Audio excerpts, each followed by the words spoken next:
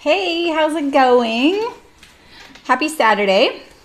Let's see here. We are working on the Upton dress today and we're finishing it, the cashmerette Upton dress. So I hope that you brought your sewing and you're gonna hang out with me today. It's a beautiful day here and I'm pretty excited. I pre-serged all my seams, so I'm not doing French seams, which is rare, I know. And this should go together pretty quick. I always say that, and then I always end up getting sidetracked with an experiment. Hi, Louise. How's it going? I saw Megan was in the chat already. And then I tried to type to you, Megan, and I had to reach over my machine to use the keyboard, and it didn't go well. So that's why there's all kinds of weird stuff. So I hope that you guys are having a great day. What are you working on? It's like summer there in the UK as well. That's nice. I used to live in an area in Northern California. I know California, for most of the world, is known as like sunshine and beaches, but it's a massive state. I grew up in the sunny beach area of Southern California in Orange County, but I lived for a long time about an hour south of the Oregon border on the coast, and it's quite different. It's gorgeous, still beaches. Hi, Liza. But it's also like 60 degrees year round, 60, 65. It was perfect for all my hand knit sweaters, and it's where I became a knitter. So I know what it's like to live in a climate like that and then to have a day like summer. And I feel like every time I go to the UK, that it feels just like home to me. So hi, Ida, how's it going? So yeah, those rare days you really remember it. Summer happens in Humboldt County in about September, and then in January it's sunny all month, but it's like a ton of rain all year long. Yes, Pacific Northwest is like, yeah, exactly. Yeah, exactly. Yeah. Yeah, now I live somewhere, I still live in California, but I live somewhere where all of the stone fruit is grown, like everything like with a pit, you know, peaches and apricots, almonds are grown here, avocados, all the good stuff. High pollen, but it's hot. So like today will probably be 96 degrees. I'm wearing jeans because I'm heading to the coast today. I'm heading to Santa Cruz with my daughter for fun. And I'm like, oh, I'm just wearing jeans because I know when I get out of the car there, I'll be freezing. It's easy to forget how cool it is. Like the day we moved to Chico, I always tell the story because when we moved from Humboldt, we moved on like the 31st of July. It was my husband's birthday, or like the 1st of August. It was right in there. And it was double the temperature here because we were having a really bad summer in Humboldt. And it was like 110 here. And me and my daughter were just like, wow. I grew up in the heat. I love it. I went to high school in the high desert. So I've lived all over California. But hi, Malin. But yeah, doubling the temperature really feels different, and no humidity, you know. So I miss the humidity. That's why I curl my hair now, because otherwise it's kind of weird here. I know people say that and they're like, your hair's fine, but my hair actually did get really squirrely here. So now I kind of style it, which I never styled it before. It just used to be frizzy mess. It wasn't like cute, but it worked, you know. Oh, yes, tomatoes don't like that. That was always the thing in Humboldt. We could grow tomatoes where we lived because we lived 5 miles from the coast inland. Still got a ton of rain and stuff, and it was very cloudy, but it was much sunnier than the coast. And we could grow tomatoes if they were protected, and peppers. I would grow like one watermelon a summer. I'd have to pinch all the others off the vines and get like one watermelon. Not the way to get watermelon. Now I just buy it at the store. But farmers markets are amazing there. I miss it a lot. I miss all my friends. It was kind of like, that was like the place like I finally met people I really liked. I actually had my first group of real friends, you know. I really miss it. I don't even go back and visit. It's like that bittersweet for me. So it was just really puzzling for my family. But that's enough about me. I don't want to talk about that. So anyway, happy early summer. It's almost summer, and I love summer. At least here in the northern hemisphere it is. So this dress is going to be great, and I'm excited about it. I love dressmaking. We're going to do the bodice to the skirt, put the skirt together. Baroki! Hi, welcome. You've been so busy. Nice to see you, Brooke. We all missed you. And let's see, pockets, skirt seams, skirt to bodice, invisible zipper, hem. That's my plan. Let me move my phone out of the way. My puppy is again at the vet. Like, what the heck with these pugs, you guys? I think he has a piece of grass in his nose. Like, that's why he's there. He is such a little misfit. Yay! So, Brooke, you're going to make the Upton, and is yours red? Because I've been telling them that I'm trying to copy you and be twins. Twinsies! I never say things like that, but, you know. I know, it's so funny. Like, when I don't see you guys, I really miss you guys. And I won't be streaming early in the week next week because I'm going to Santa Cruz. I'm going to go to the fabric store there, Hearts Fabric. I'm pretty excited. I've never visited there. And I don't know what else I'm going to do. I know my daughter probably is going to either find zip lining or some hikes for us. I know, Loki. I don't even know what to say. He has been to the vet so many times. What was he there recently for? Oh no, it was Molly was there for a tummy ache. I swear, like, I really slacked on the vet stuff when we moved here because, you know, you lose everything when you move or make a big move, right? You lose your vet, your dentist, your doctor, all of it, right? And so it takes a while to kind of assemble all that. And then I kind of slacked on the pet stuff because they were doing pretty good. And then once I got a vet, like, I was like, all right, I've got a vet now. I'm going to get you all, like, exams. I swear, ever since that day, every 6 months, there's something going on with my pets. Oh, cool.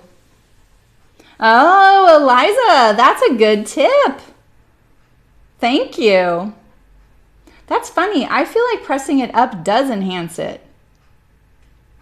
Oh, right, pink grapefruit. That sounds so nice. Now I want a pink grapefruit colored Upton. Dang it. Yeah. That is interesting. Yeah. You can see them, Cass. I've never heard that tip. I love Threads magazine, you guys. I don't have a subscription right now, but I have like a stack of them. They're like right there. I keep them. And when people ask me for tips and things, I'm like, there's an issue for that, and I will pull it out and let them borrow it, but I always ask for it back. Oh, yeah, I was worn a little, and the impression of the dart shows through. Yeah, right. I mean, that's kind of what happens. It's like when you're pressing seams and things like that. That's why sometimes I'm kind of careful about where do I want the wearing to happen, you know? Like certain fabrics, it doesn't matter. But things like navy blues, you're going to see the fading line of where the seam is pressed towards it, you know? And that's like, I feel like I never worried about that stuff. And then when your sewing gets a little bit better, you start worrying about different things. And then when you get a little better, you start obsessing about other little things. And then you start noticing things you never noticed before. And then you look back at all your makes and you're like, how did I never notice this before? And then you just got to chill, you know? Just chill. It's okay. No one standing in line behind you at Target is like, wow, why did they press their seams that direction? Right? If I could wink, I would wink. Yeah. So, anywho, sorry, my rosacea is really bad right now. Sorry about that. This is black with white polka. Yeah, so the black is exactly, I know if it's printed black, then yeah. I know, the struggle, man. It's the same with your jeans, right? But we celebrate it in denim. That's the way I look at it. Like a lot of my dresses that you see me wear here, that you'll see me wear here this summer, I made a while ago. They won't look worn to you guys, but in person, they're very, very broken in, and the navy blue is very faded, and the little wrinkles show. And at first, like when it first starts happening, I'm kind of disappointed, but now I don't know how to liken it, but except I think about like Little House on the Prairie, and I think about like old timey like calico dresses and the flour sack dresses and how they were like worn and they just, I don't know, but there's kind of a certain beauty to that kind of like broken in and well-loved fabric. It sounds so corny, but it's true. And I know like half of what happened in Little House on the Prairie was not accurate in the show. And I've only read a few of the books, but still. And I don't even know to talk about dresses. I just think about Little House on the Prairie. But I just think about like reading older books and them saying how, oh, my dress is so tired, I can't go to the dance, I don't have a ball gown or whatever. That's what I picture. Some little threadbare calico dress that's like comfortable. So kooky, I know. Anyway, let's start sewing. I'm going to Santa Cruz later. And I'm hoping my puppy is fine and they just pull out a really long blade of grass and he's fine. Because yesterday, like Cricket said, hey, he's got something in his throat. And I was like, oh, okay. And then I couldn't hear it over the phone. We were FaceTiming. And then she brought my other dog to my mom's because they were going to go to the dog park. And my other dog isn't a dog. Like, she doesn't think she's a dog, so she doesn't go to the dog park. So my mom called me. She's like, Loki's got really something stuck in there. My mom's a retired nurse. So I was like, okay, when nurse mom tells you things, you listen. Because when you grow up with a nurse and you get like scraped, they're like, put some dirt on it and get back out there. Like, you know, like nurses are kind of a little more cavalier. But when your mom is concerned, you're like, oh shoot, I gotta call the vet. So I called the vet, couldn't get in. Got home, she brought him home. I found a long piece of grass in his mouth. I was like, oh, okay, maybe you got it out. And this is it, right? Like, this is really easy. And he seemed fine. Yeah, he's clearly mischievous. He eats he's so low to the ground, right? Everything's going into the mouth and he's a puppy. And his sinuses are this long, you know? So, yeah. So then she was like, hey, he bounced back. And so Cricket did take him to the dog park then. She didn't earlier in the day. And she came home. And I came downstairs and he was laying there on the floor in the middle of the room. No one was in there. And he's super like, not clingy, but he likes to be near you. And I was like, well, that's weird. And I went up to him and he didn't flinch or anything. And I was like, you know, and I picked him up and he's kind of limp. And then he was like, what? You know, and he was totally out. I think he was just so knackered because he hadn't gotten a good nap yesterday and he's still a toddler. Exactly. So, so then I took him to the emergency vet and I went there and oh my gosh, if you ever want to see like drama and excitement and terrible things, go to the emergency vet on a Friday night, and then you realize your dog's not that sick. And then I left because it was like a 4 or 5 hour wait, and there were dogs that definitely needed to be seen. And so I went home, and he was totally fine, by the way, when I was at the vet. Totally fine.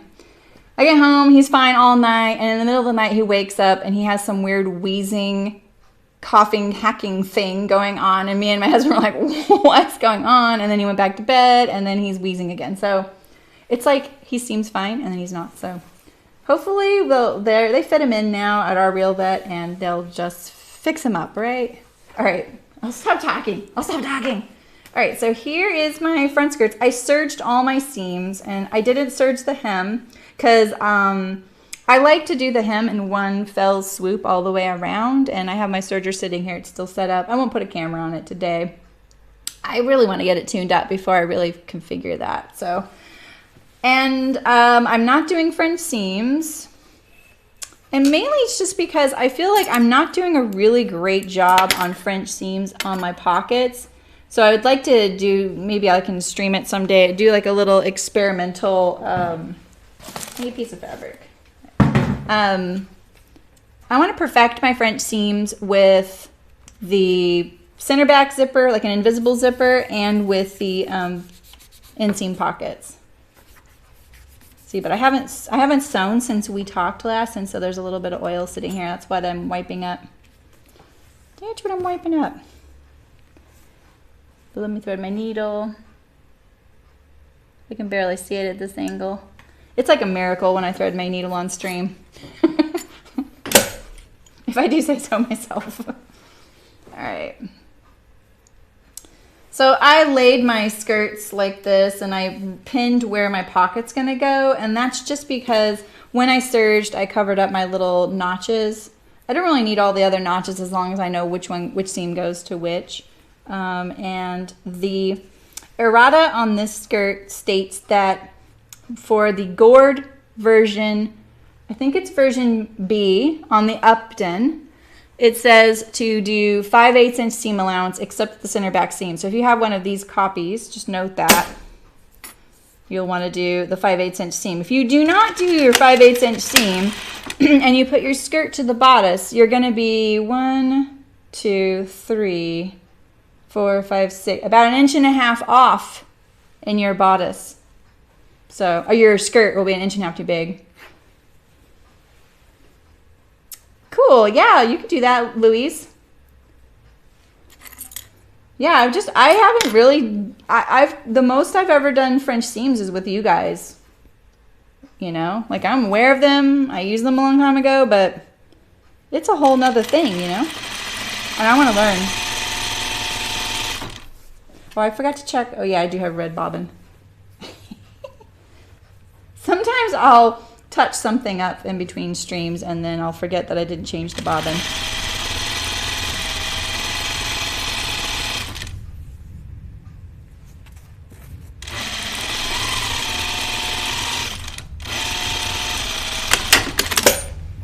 Okay, let's see. Do you hear the motorcycles? It was how to do French seams with inseam. Perfect. I want to see that, Louise. If someone already is showing how to do it, I want to know. I don't have to be an expert in all of it, right? And I can learn something. I know that there's not technically any rules about the side of your serging, what is the right and what is the wrong, but I tend to favor this as my, oof, can you see that? Let me see if I can sharpen it. I didn't really play around with the color, let's see if I can sharpen it. I always have to monkey around with this for you guys. That's saturation.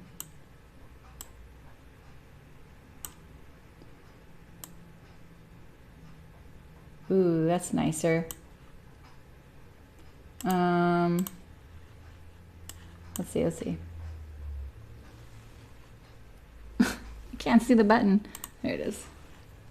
So, I don't know if you can see that better, but I consider this the right side of the serging and this the wrong side. I like the way it looks better, and it definitely, that is a universal belief. And so sometimes what I'll do when I have pieces that are very similar to each other and are a little confusing, I'll be very methodical about how I serge them. So like in this case, I went across the waists of both and they were connected. And then I did, you know, the side seam and the center front to side front seam. And I did the same on the other, but I did them all so that I had a right and a left, and that the right and the wrong side of the serging is symmetrical.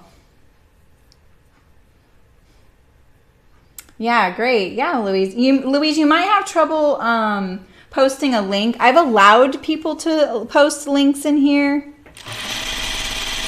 But when you do it, it might give you an error, and then if Brooke's still here and when she's back, she'll allow it. So I've allowed people to do it because we don't get random weird people in here trolling us and stuff. All right, so here is my front. And so now I have, you know, this is the right side of my front, and all my right side of my serging is facing up. Super picky. Don't need it. You can't link it. Okay, yeah. Yeah, so if you tried, it might give an error to Brooke and she'll notice it and she'll allow it. Let me see if I can see it actually. Oh yeah, it doesn't even show it for me. Maybe you could tell us what to Google. The name and the video. You know, and then we can look it up and link it for you. All right, so side fronts and center backs. I think this is my center back. Let's see. No, these are my side fronts. No. Wait. This is my center back. Yeah. I can tell because I'm looking at the grain line. Center back seam is on the straight grain, and I can tell all these others are not on the center back, on the straight grain. So this is how my center back goes, like this. like this. So I just, you know, keep it methodical. Don't think too hard. You get really lost in when you're like trying to keep track of your seams sometimes. I had laid this out for me to be easy to figure out, but let's see. What are the notches? So there's a, I think that's a triple notch. Or a double notch? Double notch, double notch? Yeah, it's a double notch. Okay, so this one goes to here.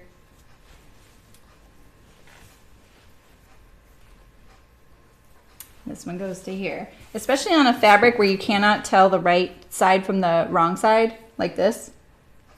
I'm just trying to be consistent. Being consistent is still a good endeavor.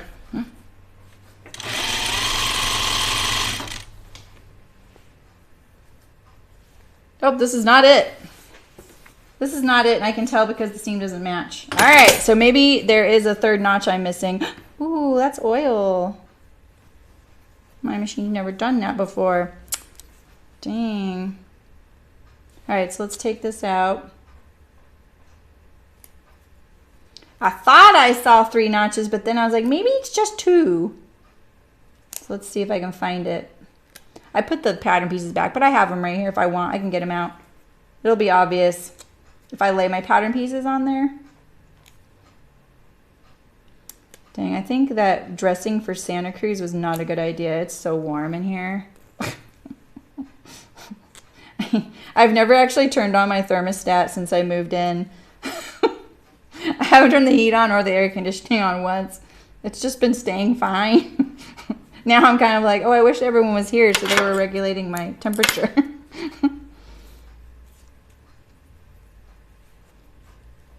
Oh, I caught my surging. Darn.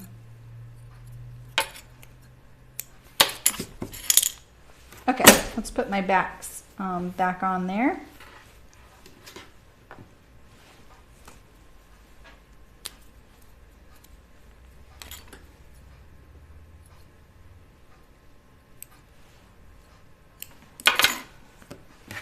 All right, so here I think is my center back, right?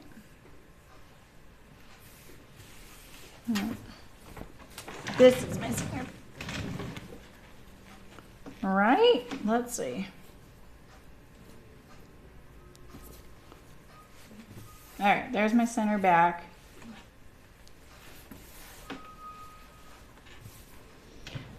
Oh yeah, see that? Right there is the side seam. I know that because that's where the pocket goes.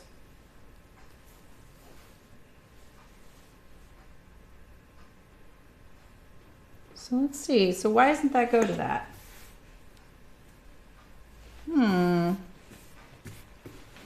Now I'm getting the pattern pieces out.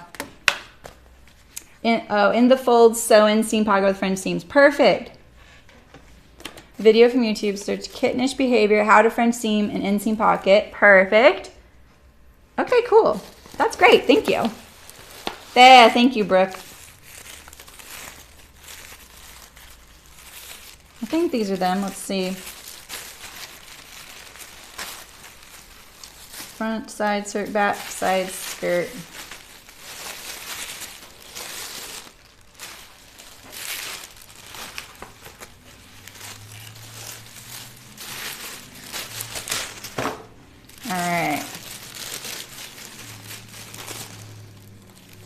Okay, so that's that should be the side seam because that's where the pocket goes.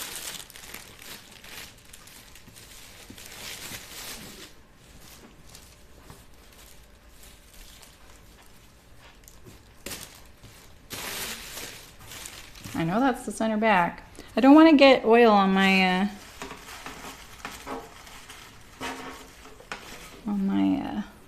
dress though. Let's see.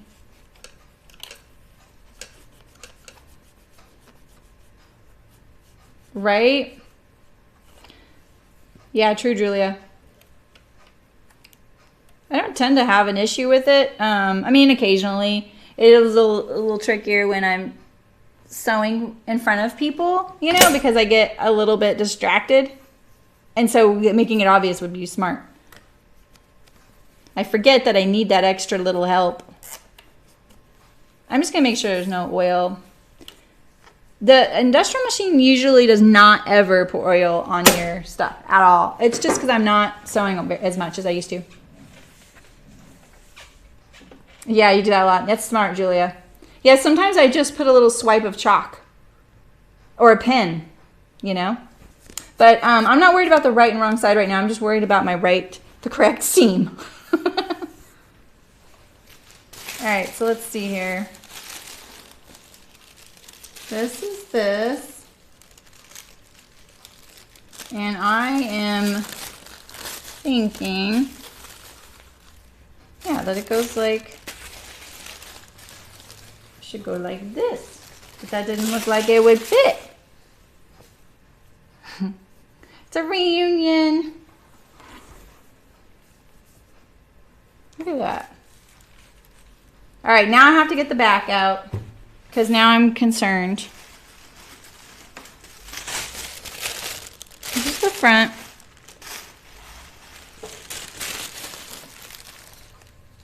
And what did this is the pocket. Front center skirt. Is this it right here? Back center skirt. Okay.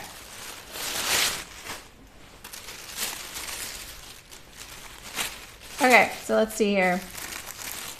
Here's my back center skirt.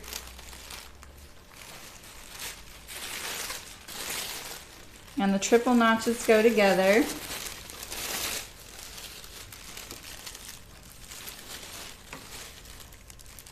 All right, so, here's my issue. I cut on the wrong line, it looks like, for my back center skirt. You see that? I should have cut on this line right here. Perfect. Cutting error. There's a lot of skirts going on here. And I laid them all out so nicely before I started. Oh well.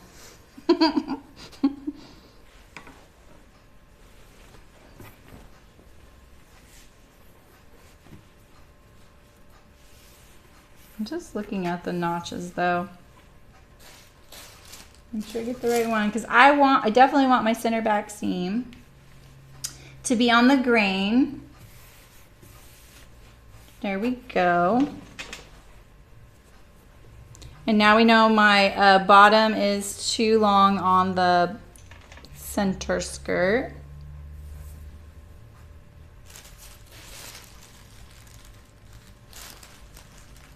Yeah, and the double backside skirt and center back skirt. Okay, triple notch is the skirt seam. Being human. Am I being human? Yeah, I am definitely being human. And I'm really hot right now.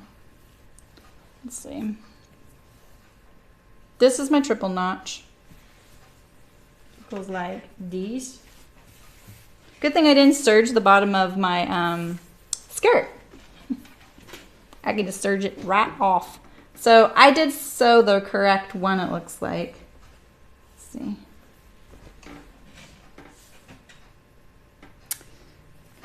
Yep.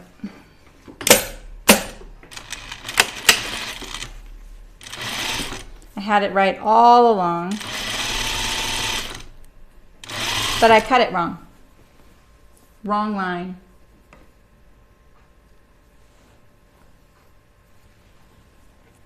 Doesn't help that one skirt is a little bit more, the seam is a little bit more on the bias. The serging is great at stabilizing it, but the thing is I just did the serging. So, you know, it's had a chance to relax and hang out and kind of, you know, chill in the sewing shop here, relaxing and stretching its legs and getting too big. So.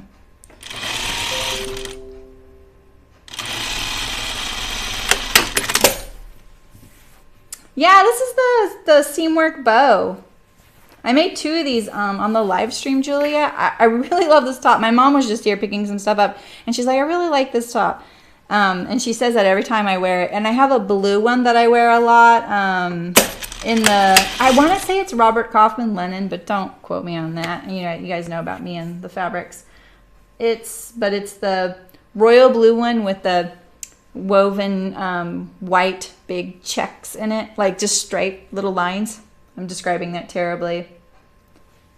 Oh, and you know what, you guys, the last 2 days I've been working really hard, and I made a page on my website where it has every video I've made. Not every video, every project I've made. And so if you wanted to go to this dress, the Upton dress, which isn't there yet, it'll be there soon, you would find a really short description, what size I made, what fabric I used, or what fabric is, window pane check, yeah, that's it. And then it also has all of the videos that go to that project, so you don't have to sit there and like jump around looking on YouTube.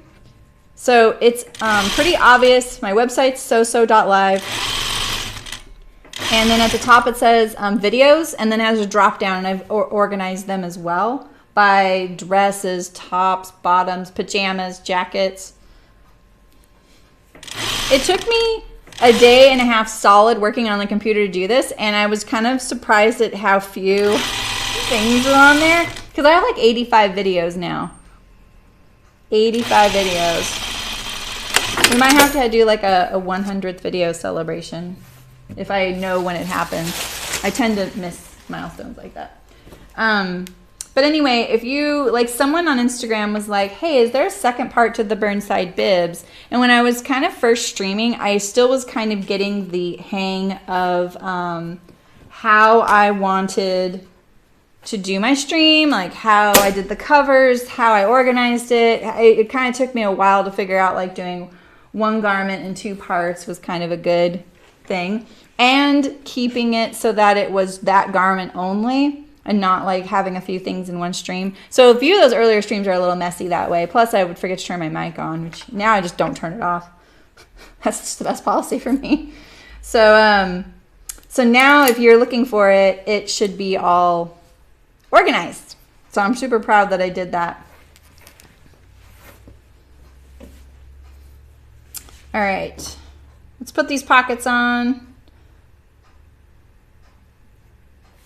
Now I just want to watch the French seam tutorial and try it.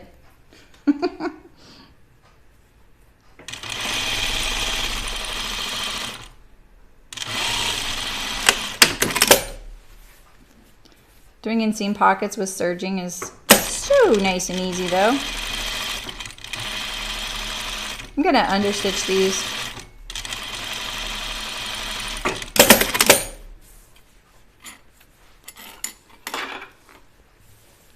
Oh, perfect, Malin. Yeah. Yeah, see what you guys think, because I'm not really glued to the information I have in there quite yet.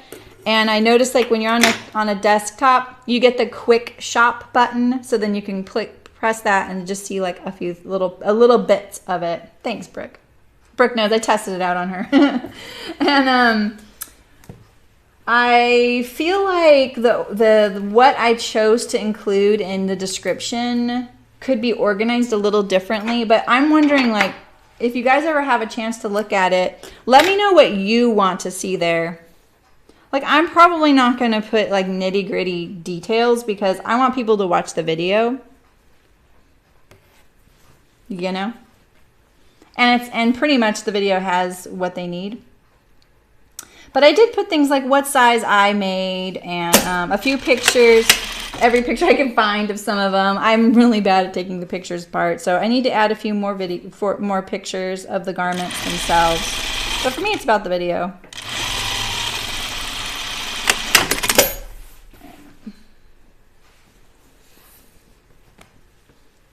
Let's see here. What's the center back? Okay, I know I have a notch, but I think at this point it's really important to go by the existing pocket you've already sewn on. Did I understitch that? I need to understitch that.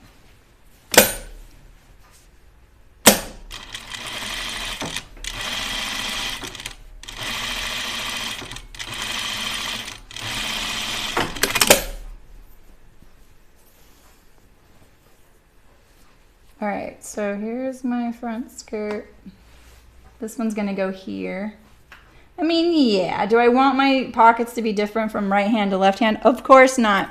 But at the same time, if they are, they're probably barely any different, and I'd much rather them match when I go to sew them together.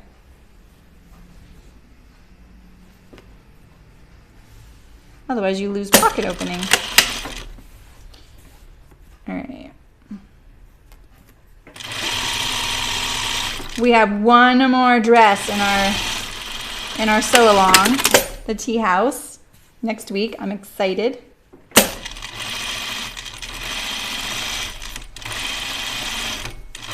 I'd really like to incorporate some of the frayed edges of that plaid, and I'm trying to think like where I could do that. I could probably do it at the hem, but that's not as, I mean, that'd be enough, you know, easy to iron.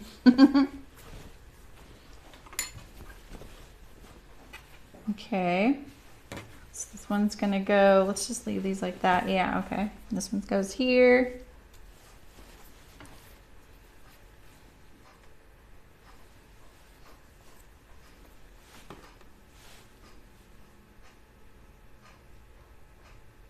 I hate serging threads.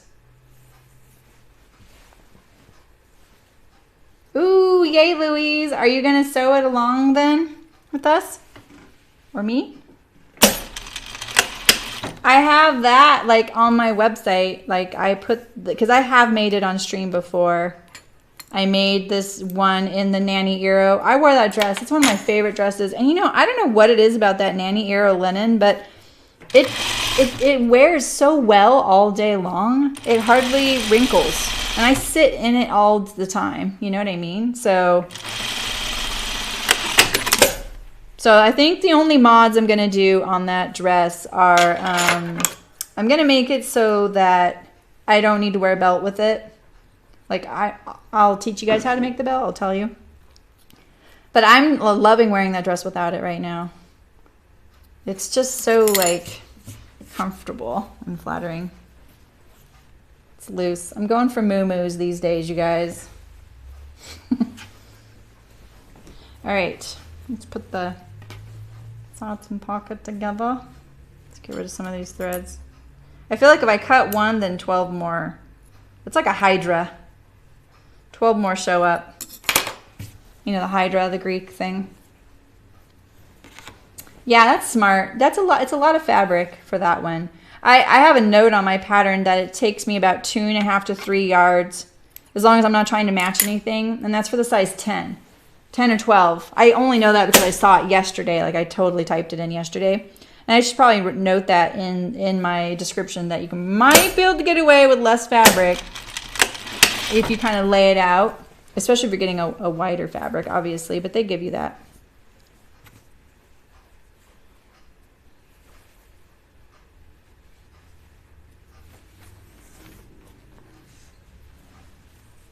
Oh, I forgot to understitch. I never understitch my pockets, and I forgot to do it here.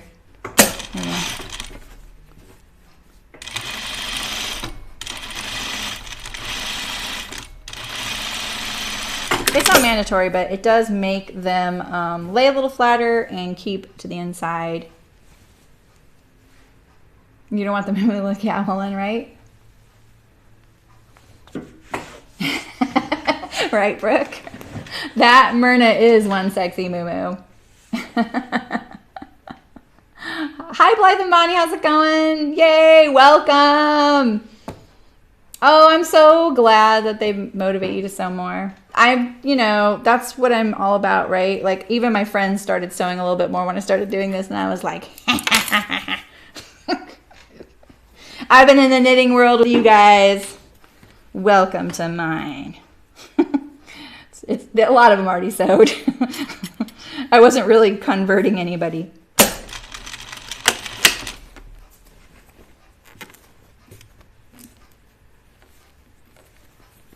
All right, so I'm gonna matching your pockets is pretty important, but what I like to do is just go to the left of the seam there a little bit.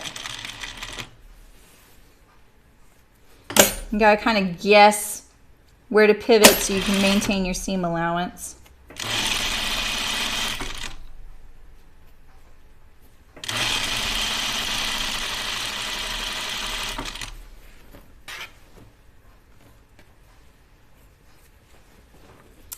There are a lot of pattern pieces for that, but it's not bad, really.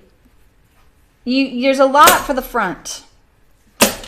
And then the back yoke is, you see it on the outside. The yoke on that is a yoke that goes right here and about this deep on the back as well. Hi, Dina.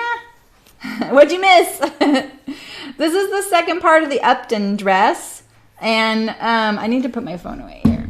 I was hoping my husband would say, Loki's fine. And so I kind of had my phone there, but I need to.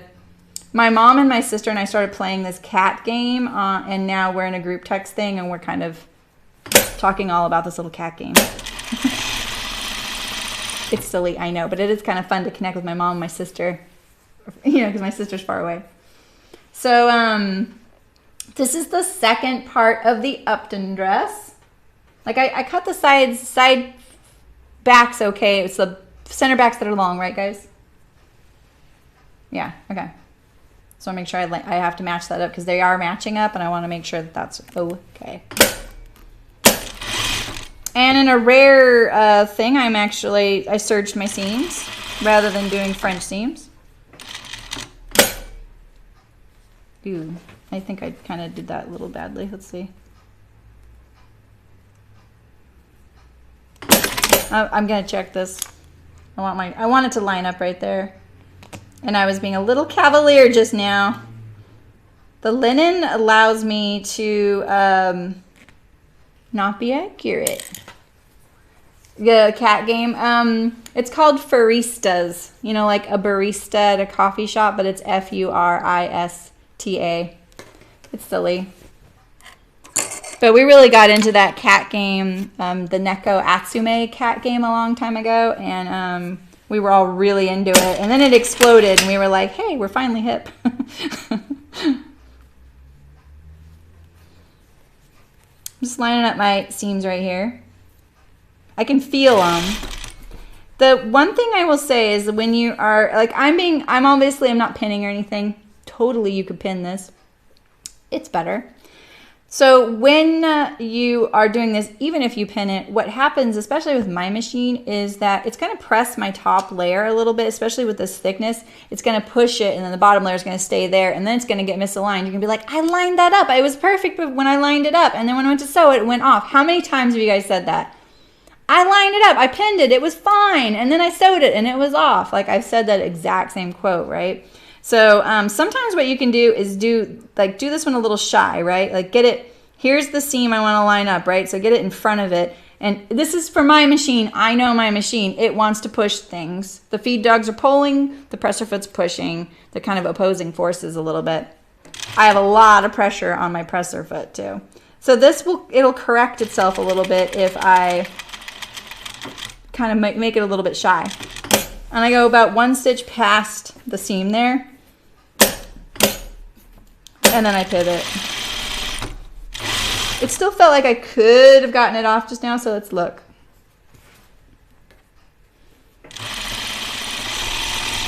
I keep forgetting I need to do this at 5/8 inch seams. If you have the Upton, you may not have that. It looks like it's an errata just on mine. So, errata. I'm about to sneeze. Sorry, guys.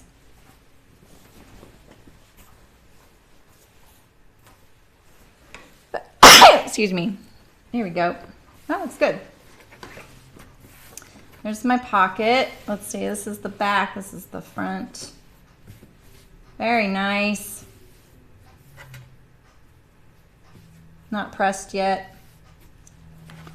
Looks good. All right, let's put our other one on. The other trick I like is, it's not really a trick, but if you start you should start from the top on both of them. It's nice to be consistent, and it's nice that you're matching up your pockets together right off the bat. Don't start from the hem and go up because you're either nervous about getting there, or because you just like, oh, I started, it's like there's the bottom, I'm going to pick it up and start going. It's nice if you can just get that matching done, because you have less chance of getting it to match if you start from the bottom going up if it's off. because you're running out of space, and there's less here to go wrong, I guess is the way I should say it.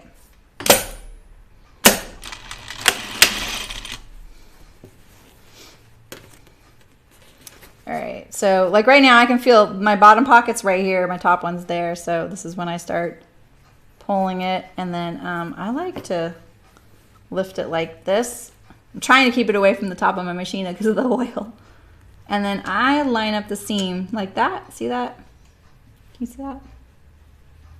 I can drop my camera. Do you guys want more light? Yes, right. What's that, Mullen? What's Pro-Sit? Let's lighten this up a little bit for you guys.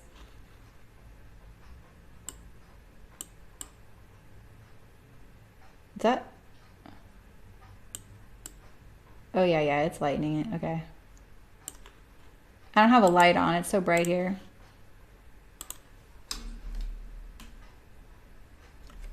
So here's my seam right here. So I'm lining it up just like that. Yeah, I mean, I could see slope linen, yeah, being a little tricky, but not to mention that it's linen, and linen is so whooshy anyway. Have you ever sewn with hemp? I love hemp. I really love it as a fiber and as a fabric. It's just really great wearing stuff. It gets so soft over time. Oh, it's like Blessy. Oh, thank you. Oh, that's cute. I didn't know that one.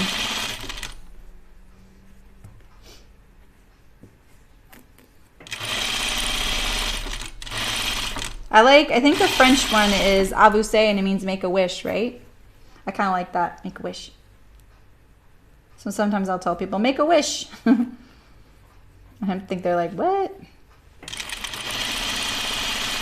I really like hemp, but and I went through a phase of sewing a lot of it. There was a place in my town that had really lovely hemps that were made really great Oxford shirts that I would make for Michael, and that stuff was so freaking squirrely by the time I got to the collar. Oh my gosh.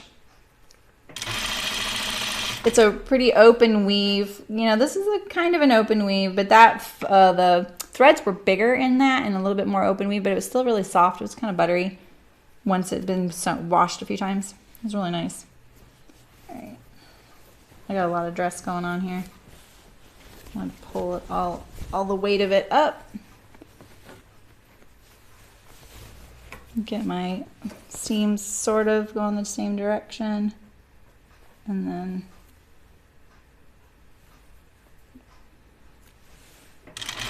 it's not this fiddly when I'm doing this by myself, but I'm being a little cavalier today. I'm sorry. I'm sorry, guys. I'm distracted. I'm getting too comfortable with you guys. All right, let's get the side seams lined up.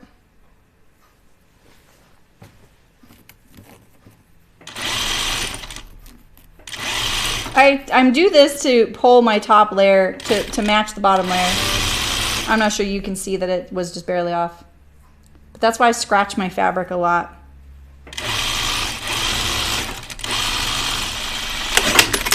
All right.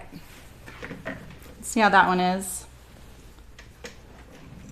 Did I remember to understand? Oh, good. Thought maybe I'd forgotten. Looks good.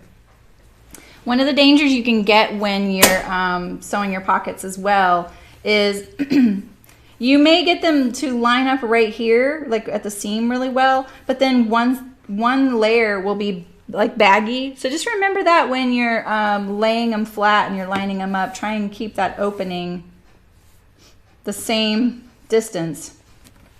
That's really important because you do notice those pockets that kind of bag out. I see it on, I have one garment that has that and it bugs me. And I can kind of iron it into submission a little bit, and I think it's because it's a linen. But it definitely was a little bit of neglect on my part because then one pocket kind of bags out.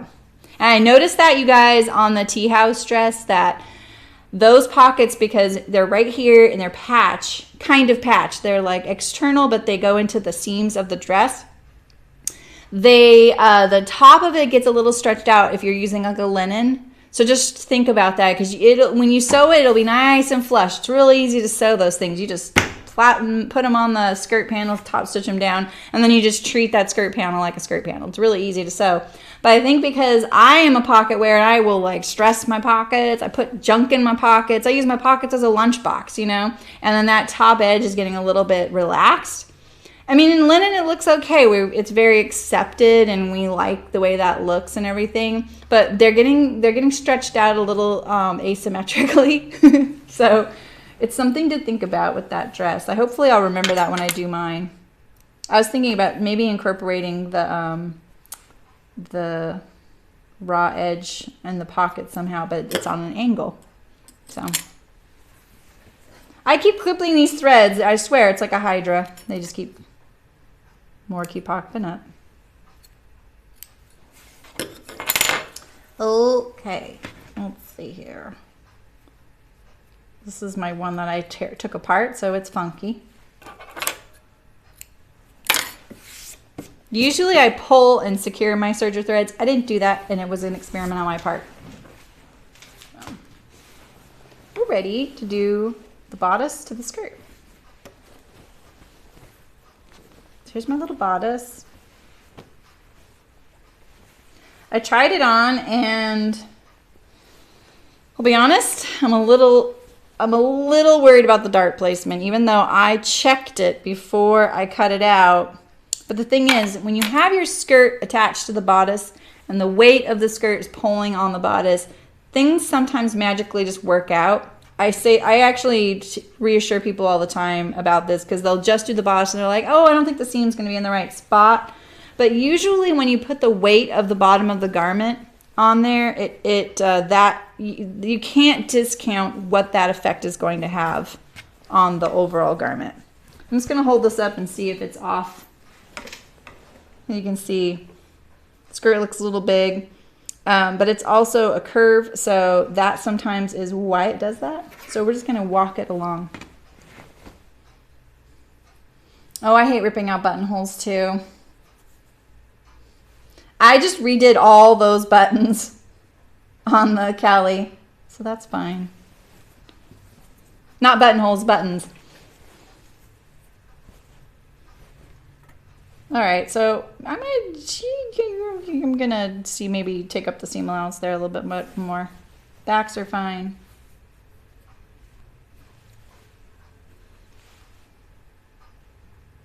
There's the notch. There's the notch. My linen is getting a little too relaxed. It's having a party. Let's see how much. I'm not going to take much, because a lot of this I wouldn't mind easing it in. Actually might be able to get it in there without taking it up. Let's see.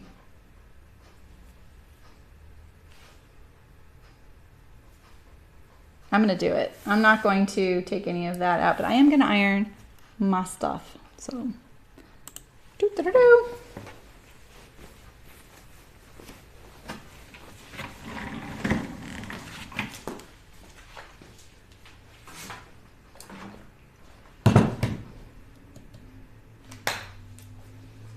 I'm gonna get a little water.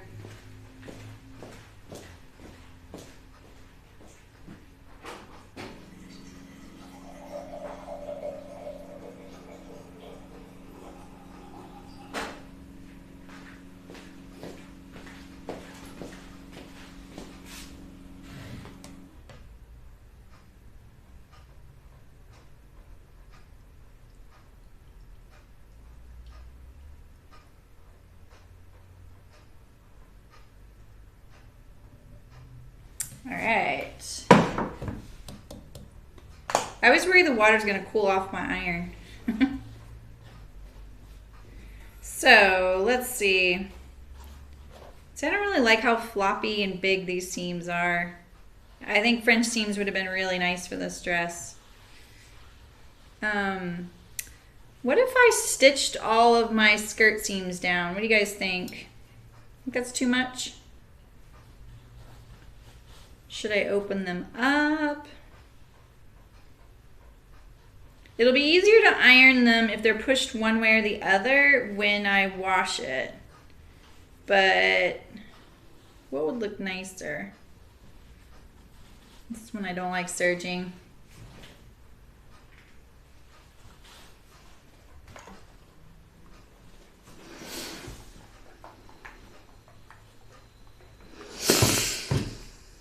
Let's go this way.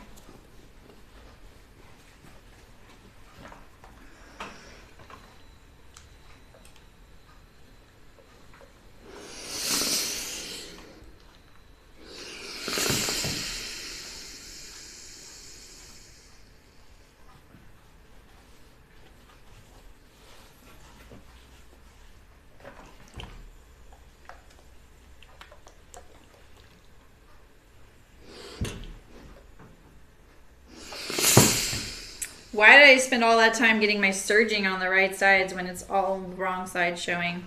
That's because I did that for if the seam would have been pressed open.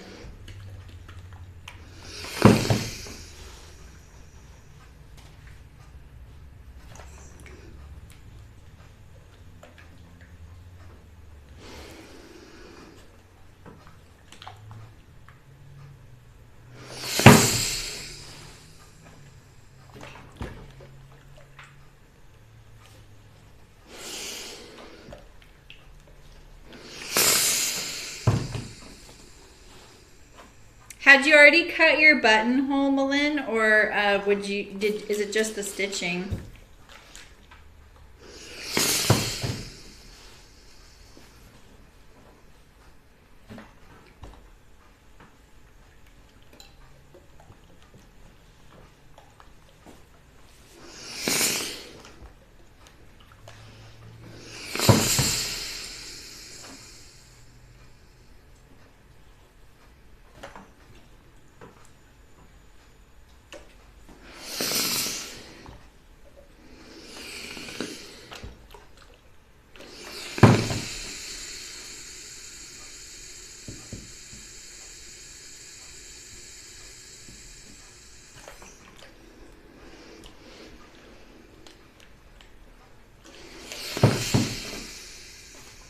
I should do this.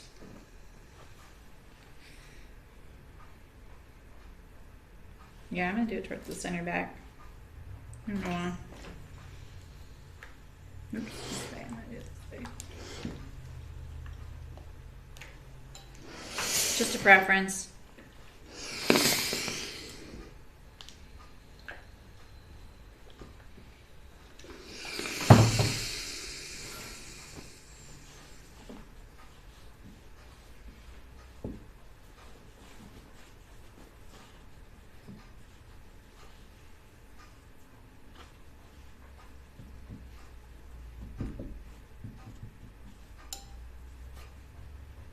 All right, that's my pocket opening. Looks really good.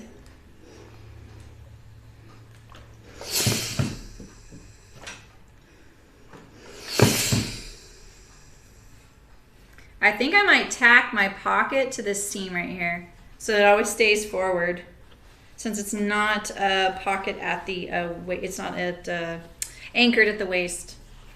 I like it when they're anchored at the waist.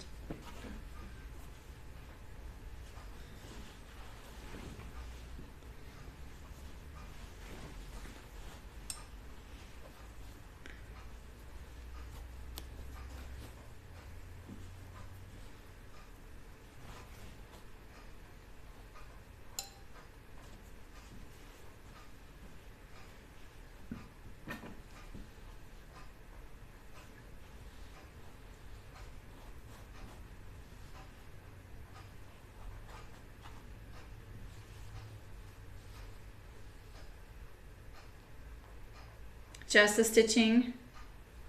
Yeah, the iron is discoloring the fabric, but it goes away. Yeah, I see that. No, you're not crazy at all. You've never had that happen, Julia? It happens a lot on red fabrics, but it goes away.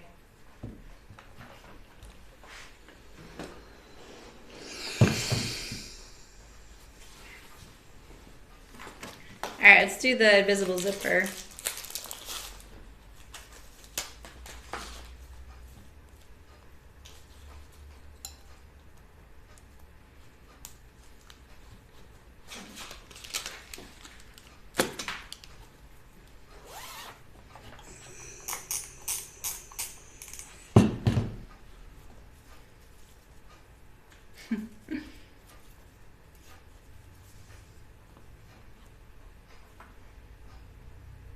So this is the invisible zipper, and you need to iron it. Just don't melt it. I just turned down my iron. Let me get some of this heat off. It can actually withstand a lot, but you really don't want to iron it. I mean, melt it. This is a pretty awkward thing to iron, so I try and do it really confidently and quickly. And so now it's open, and you stitch on this little line right here. I don't know if you can see that.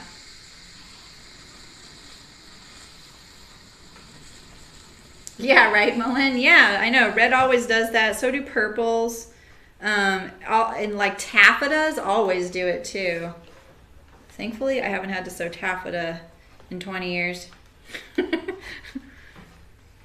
That's not true, but I have worked with it for other people, like on their projects.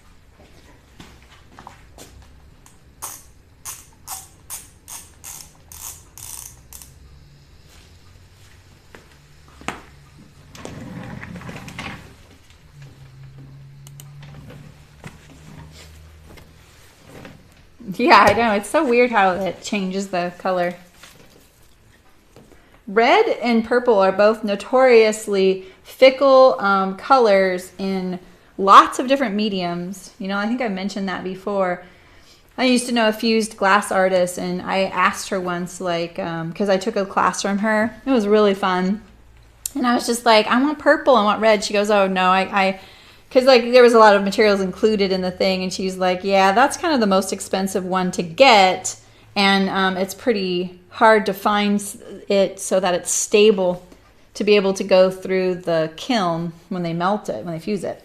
And I feel like it's the same with pottery, but I don't know. I don't use these mediums, but I've heard it before. So, all right, I'm gonna put the bodice to the skirt now. Did I have to do something? Did I notice something when I was ironing? I feel like I noticed something. So 5/8 in steam.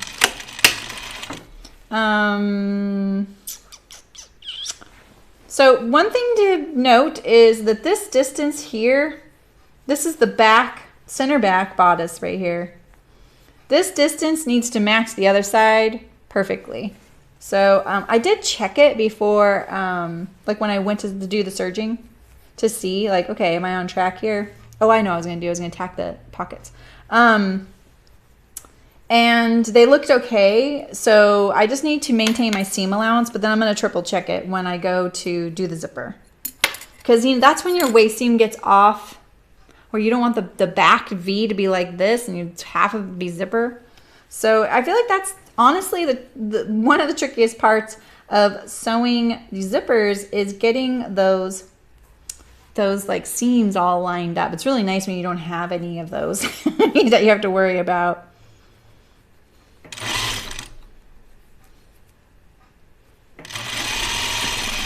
So I'm holding this at the waist, the side seam I mean. I'm sewing the waist seam. I'm holding it at the side seam because I'm like, this is non-negotiable. I definitely want this part right here to match up, right? I'm gonna loosen up the bottom. Try and get that in there. When your seam is on a curve a little bit, it tends to look like it won't line up. And then when you go to sew it on the seam line, it's fine. Hi, Leia. How's it going? Welcome back. Thanks, Brooke.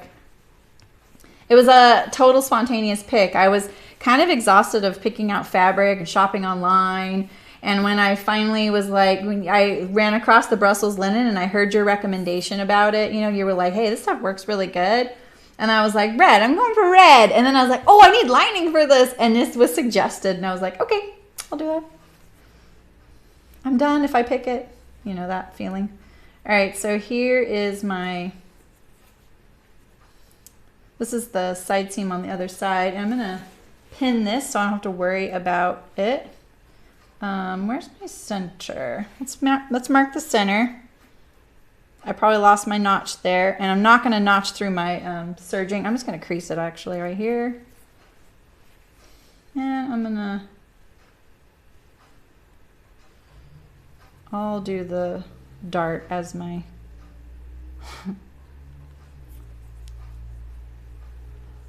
I just want mostly a center. Is there a dart there or a notch there? There's not. Centers are so important. I don't need half the notches I need. I just need the centers, you know? What have you been up to, Leia? Have you been sewing? I would admit, like, because the skirt is what feels like it's a little bigger, it would have been better for me to sew this with the skirt on the top side. And so, in fact, I think I might flip it. I'm going to go just past this side seam right now. I'm going to start from this side. I find having the fiddly layer on the top a little bit easier, you know? Because then I can see what shenanigans it's getting up to, whereas on the bottom it was a little harder to see. It also makes it a little easier to match up. This is the only time that your side seam is pointed towards the front of the dress, and it's just because of the pocket. Let's see how this one lined up. Not bad. I could do a little better. Let's see how it looks on this side. Ooh, it's so close right there. Let's see how we feel when we get there.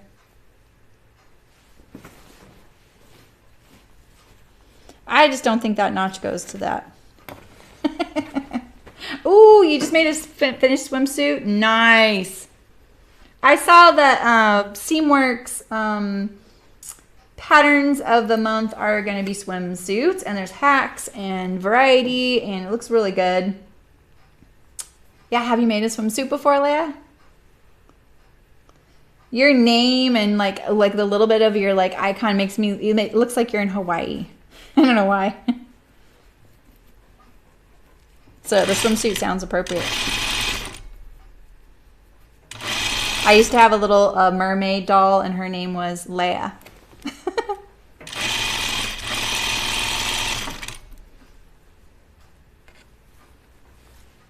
This went together totally fine. It looked like it wasn't going to match. It was no problem at all. Probably a lot easier that I moved it to the top.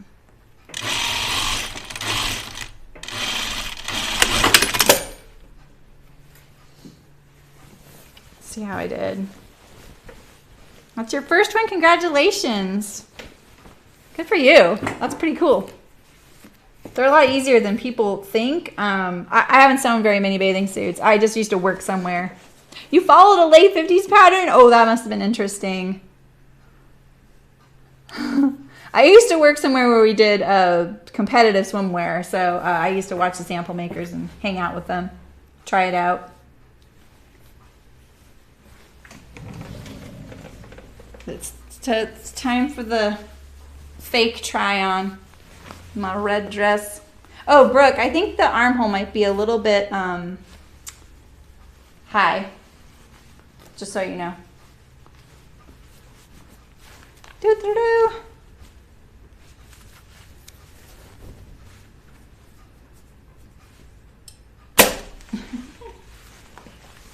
Over a bow top. With James Dean in the back. Yeah, exactly. It looks like that's so funny. It looks like an ocean. Oh, Malin, I heard that, or I saw in the Seamwork post that, what is it? What's the, let me tell you the fabric company, because if you jump on it, you might be able to get some, because it sounds like they've got some really great,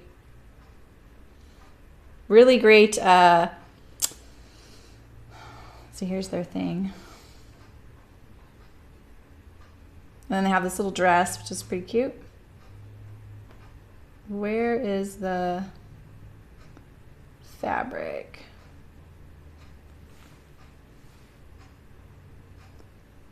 Okay. Because they say, hey, these guys are almost out of their fabric, but they got a really great selection.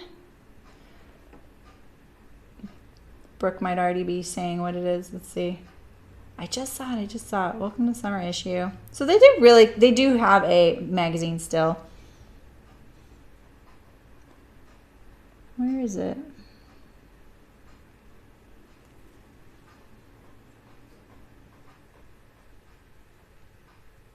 Oh, I was going to say La Mercerie, but I wasn't sure. Can you see that?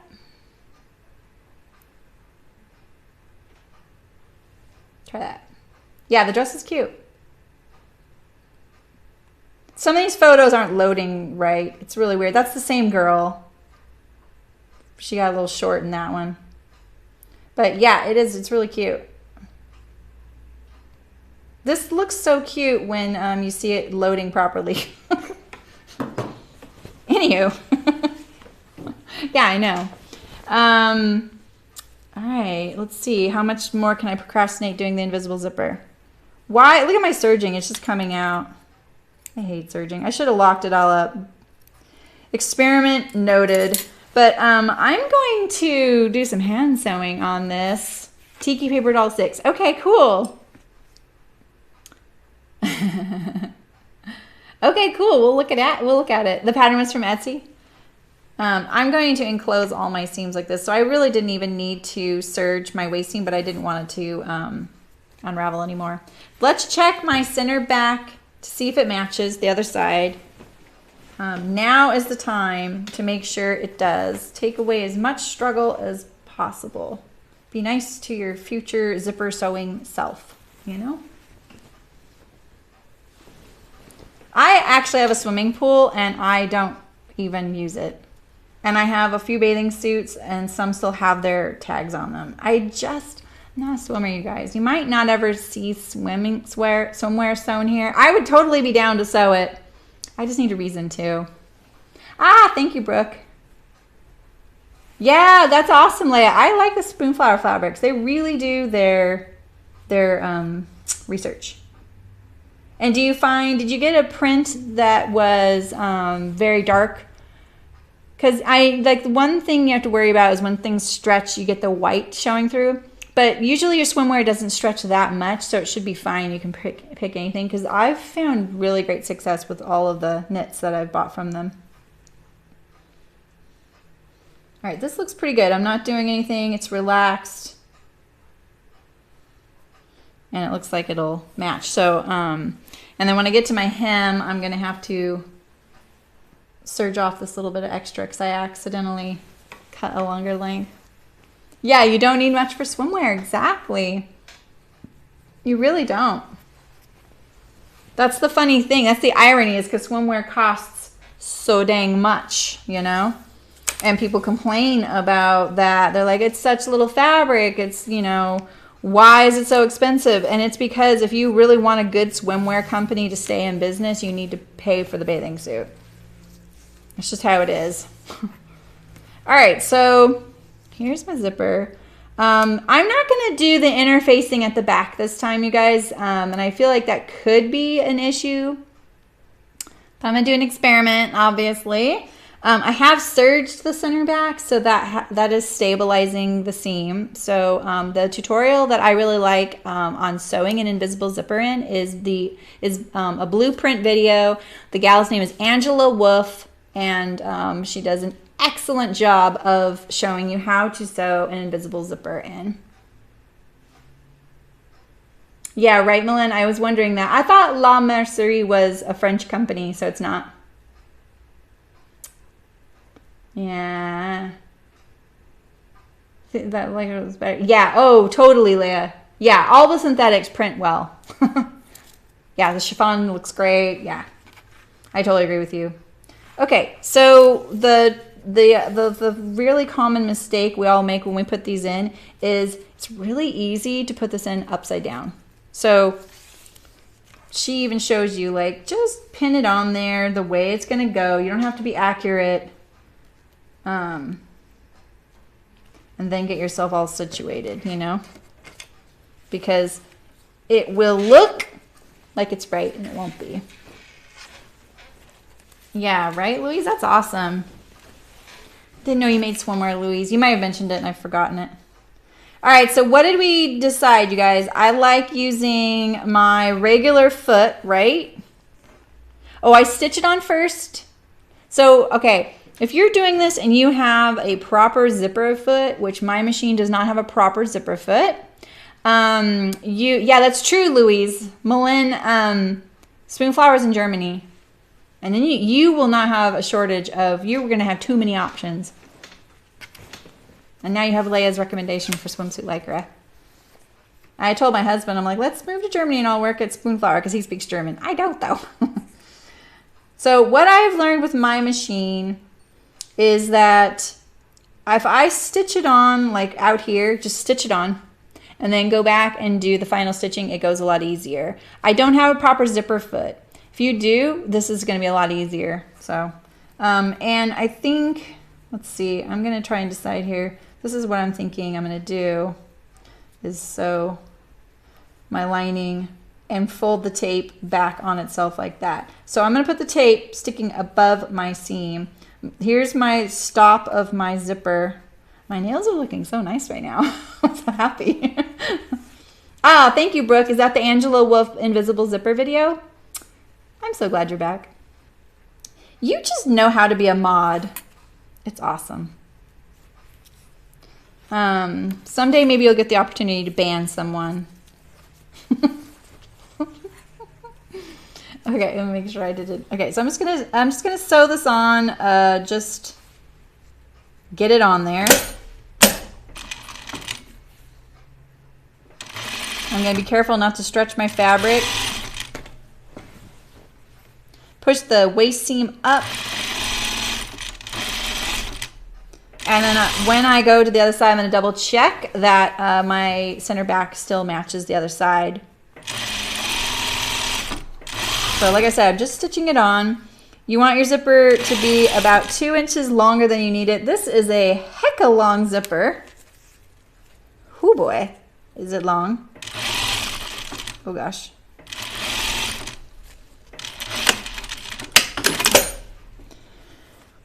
Very long zipper. There are two. It's the one with blueprint. I only saw that one. Yeah, I know, right? Okay. So I'm going to check my backs now again.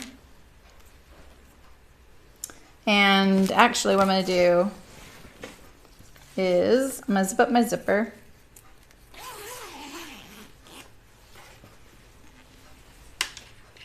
Maybe actually I'll finish sewing this side and then I'll do all this other stuff. Yeah, that's what I'm gonna do. Because things can shift, you know. I'm gonna pull this just a little bit over here so that it's a little easier later on. And you want to stitch right here in this little, like in that little space, but not too close to the zipper. If your zipper head can't pass by the stitching, it'll just cause a space, a place for wear and stretching. Oh, okay, Brooke. Yeah, so I haven't watched the other one, but I'm sure it's really great too. I should watch it.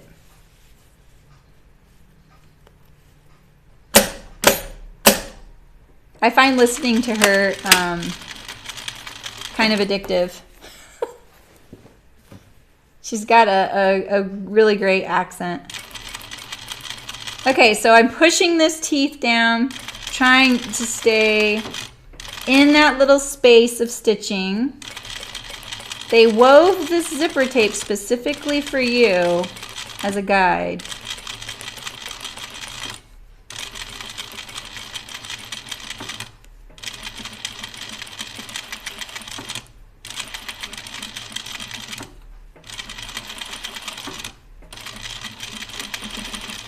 Okay, that felt too close.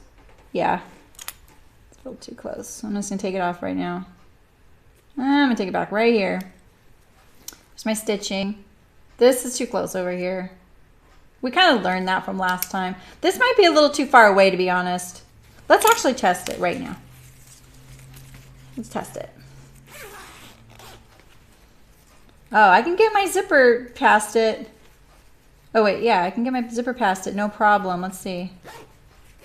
So maybe I want to stick with that. I can feel it a little bit, but it's not bad. I'm gonna leave it. Oh, I'm not gonna take it out. So where did I nip that? Right up here? Yeah, okay.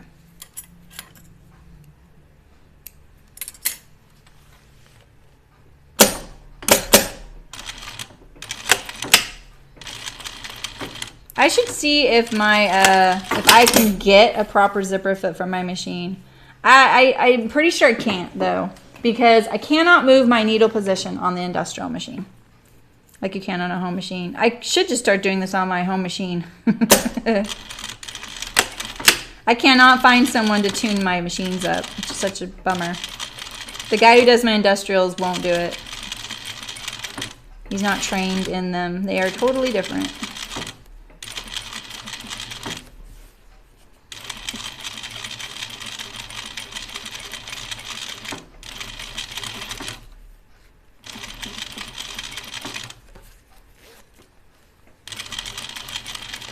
So one of the things that make an invisible zipper successful as far as being invisible is getting the stitching on the bottom directly across from itself on the other side. So let's test it out and see how I did. Oh, it's a little tight right there. Oh yeah, you can see one of my stitches is right there. I think I remember feeling that.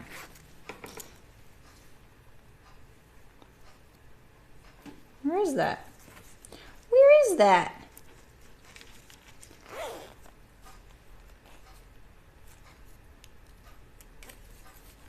Right there. Okay. What do you look like on this side? Yeah, that's just too close. My machine wants to jump over there though, so lucky you guys for having zipper feet on your home machines. I would love to see the machine that puts these on in a factory though. That'd be something to see. All right, let's see here.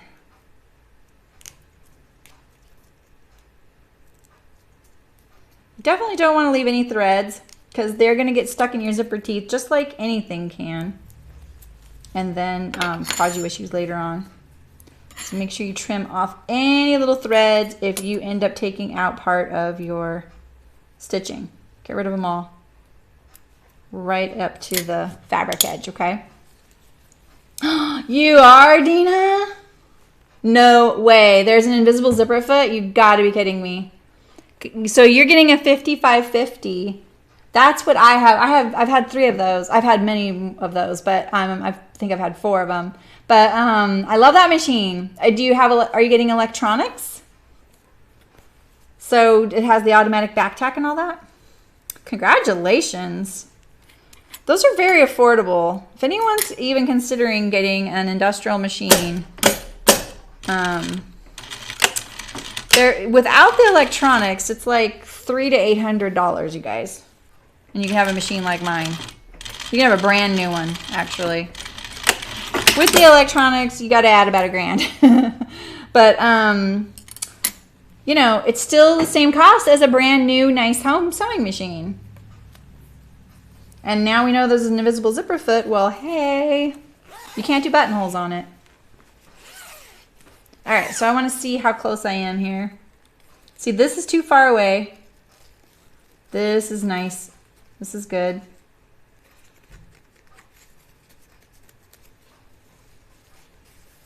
All right, I'm getting my invisible zipper feet under me. No perks. Okay, that's awesome though. It's gonna be an amazing machine. I love it. I have one without all the perks. I call it cave woman style. Because, you know, I have to get my scissors out and actually clip the threads. Like, come on. So it's just like a regular home sewing machine. There's nothing wrong with it. I'm just a whiny baby now when it comes to having electronics.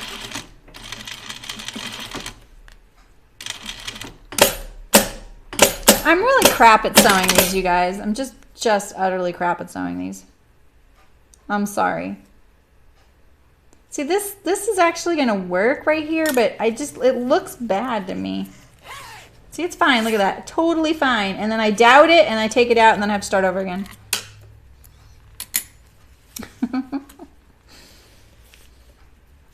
Did you have to order it, or did they find one for you? I got mine from Sunny Sewing in Texas, and they shipped them to me, and then I had to bring them up a flight of stairs. It was no picnic. But this one I got at Meisner in Sacramento. Because at the time, I don't know why, Meisner didn't come up in my search. Otherwise, I would have just gone there. Okay, 1/2 is ready to go. I'm going to check my center back seam. It's beginning to look a lot like a red dress. All right.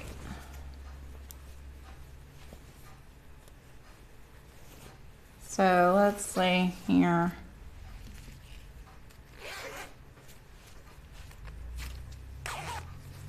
Why is it so hard?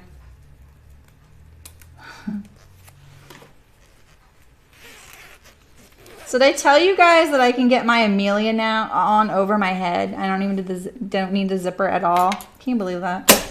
It's my only pet peeve about that dress.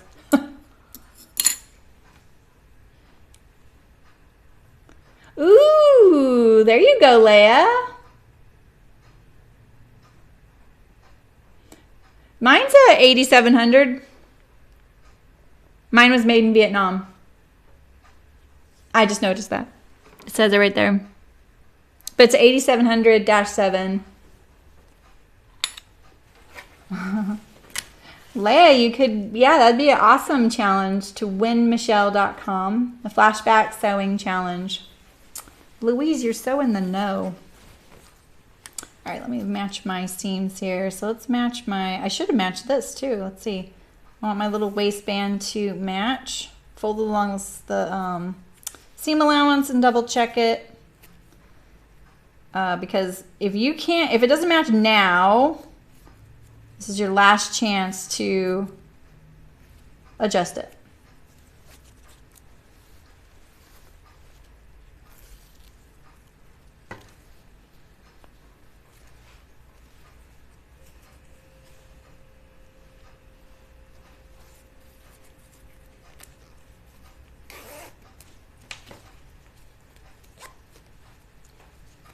This is tricky. It's a V, so the pockets look good. His was made in China. Oh, okay. Yeah.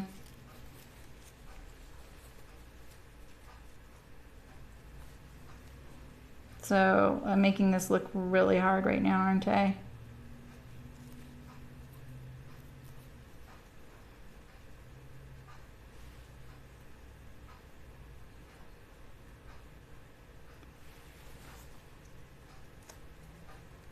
So this is just so I don't get my zipper flipped the wrong way.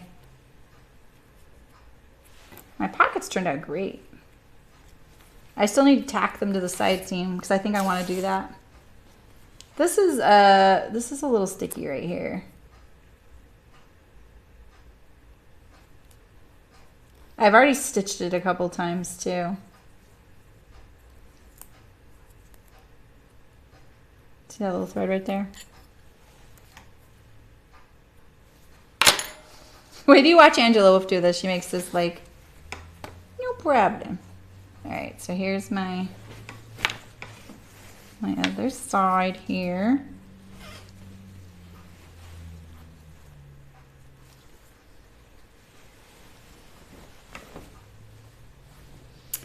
So this is my awkward side because I'm going to sew from the top down, so all my dress is going to be over here.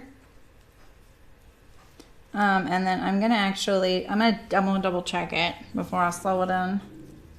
Yeah, but this should be okay. Yeah, this is fine.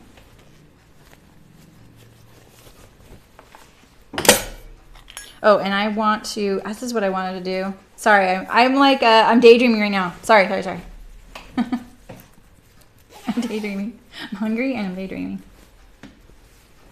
I'm going to mark my waistbands right here across.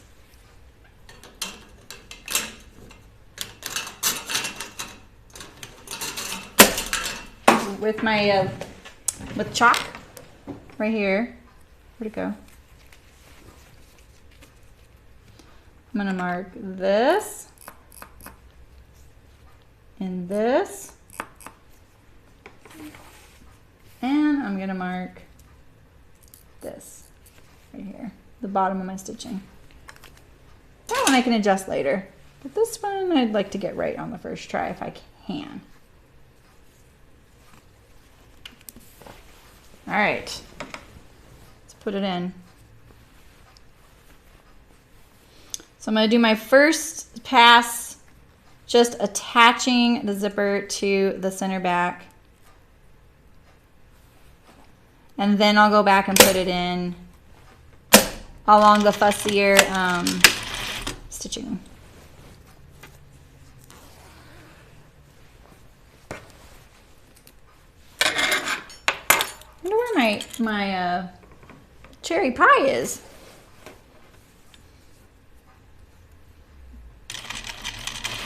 I'm using my little felt ironing board here. It's handy and I don't need too many pins, so that's good. All right, so let's see, here's my first chalk line.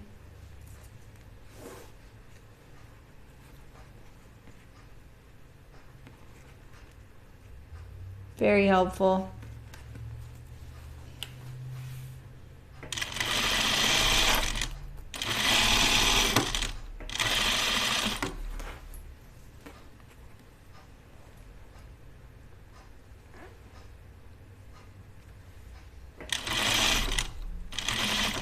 All right.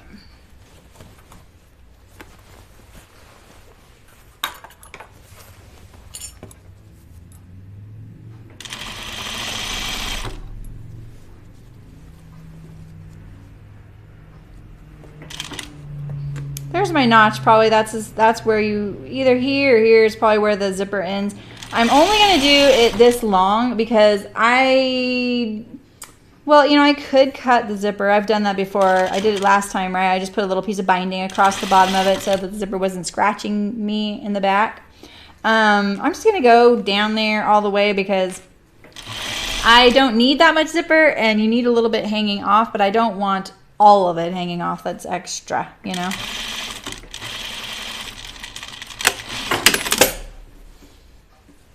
All right, I know that these probably won't match perfectly because it's far away.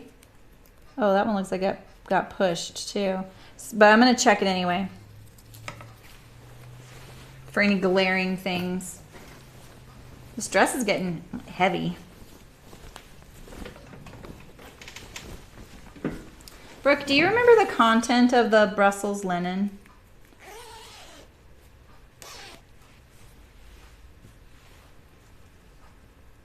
Okay, I think I'm on track.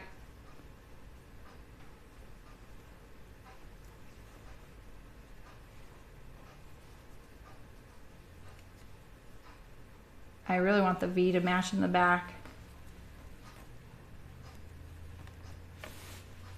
I feel like I need to pull it down a little as I go, which I can do. All right, we're getting there. What time is it? Okay, good. Wait. Okay, good. Good.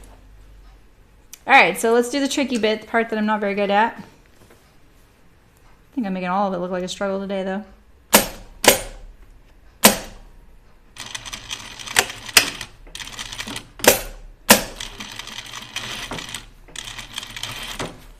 All right, so I'm stitching in that little space right there, basically where the zipper like rolls and makes your seam look invisible. It's rayon linen, yeah. So yeah, I'm kind of curious about the percentages. I keep meaning to look it up. I just didn't know if you knew it by any chance.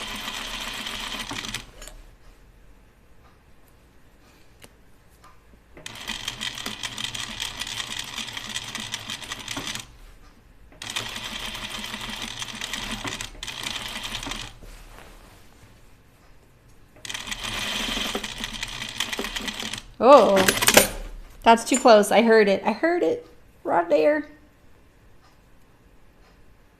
Right here. I want to know all about that invisible zipper foot now. I might just call and order them. I wonder how much it is. 55 linen, 45 rayon. All right. So the this plaid I got for my tea house is, I think, 70 rayon, 30 linen. So it's a lot less linen. But you say that this one doesn't wrinkle as much. I actually noticed it already. It was pretty great right out of the washing machine. I only ironed it a little bit because it was, you know, because it sat in the dryer for a bit, like after it was done. It had a few folds that were asymmetrical.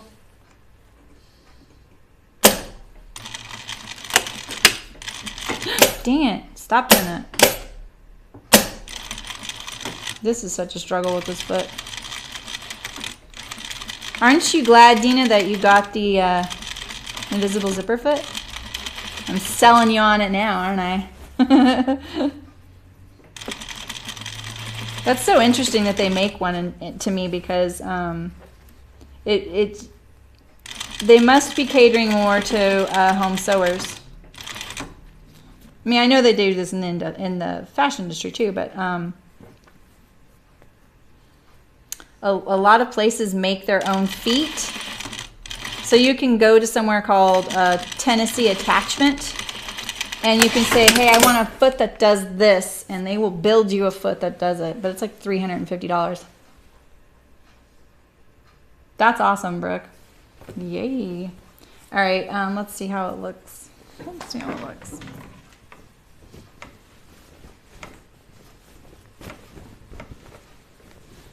Maybe I'll make my daughter drive to Santa Cruz while I hand stitch my lining. Okay, so it's a little too tight right there. Yeah, I feel like it's too tight. Oh, you know what? Okay. Okay, my machine matches here. Not so good there. My V's pretty good though. I think I can make that work.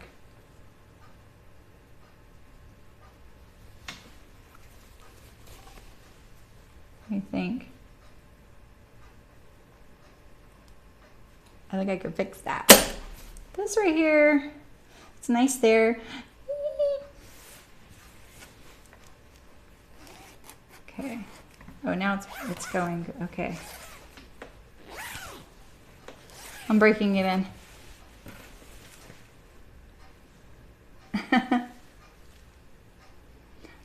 My Teflon. I didn't use a Teflon foot. I used this one. Did I use the Teflon foot? So I made an invisible zipper last week, and I found that using this didn't help me. But if it was the time before that, what dress was that? The Amelia? Because it went Amelia, Callie, Upton. Myrna. So Amelia, then the Myrna, then this one are the three I've done. Oh, really? That's great. Oh, cool, Megan. What are you going to do with the lace? Are you going to use it in something? So even though I marked those and they looked straight across, they're still a little bit off. Okay, this is my one right here. Right here. It seems a little sticky. I have this thread. Let's clean this up a little bit. Just a little close. Probably because I back tacked.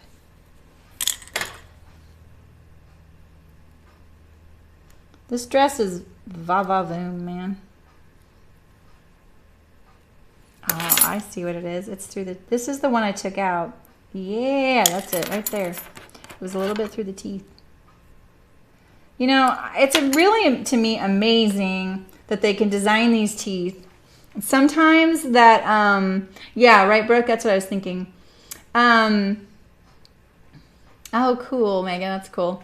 That you can, like, it's just so forgiving. Like, they've designed this zipper, you know, they designed these zippers to go in and do this with the whole interlocking teeth. I still don't really like this right here. It's this right here.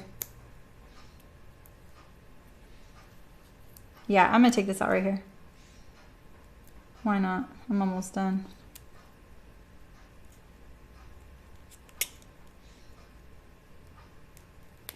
Okay. Part of it is that I did a back tack right there. Womp womp. So I'll maybe go do the back tack on the side over here and then come over. I finally watched the Bohemian Rhapsody yesterday. You know, the movie that came out last year about Queen. I was so sad to see that movie, like, the second I knew that it was coming out. It's I just love Queen. So great. It's really popping into my head right now. I love it.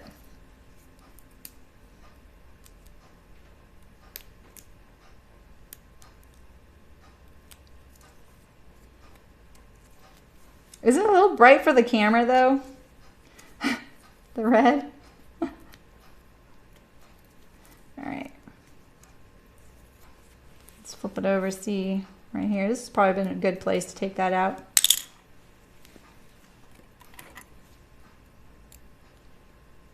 Get rid of all these threads. You don't want them poking through the other side.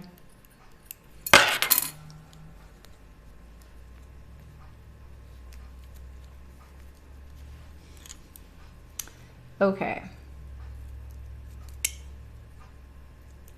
It's so funny that YouTube says my viewers, I've been thinking about this a lot, my viewers are 100% over the age of 50, when I know some of you aren't, because I've seen your pictures or I know you in person, you know? I wonder why they think that. Is it because they just, like, it's such little data, they can't really extrapolate it? You know, you have 5 viewers or this, you know?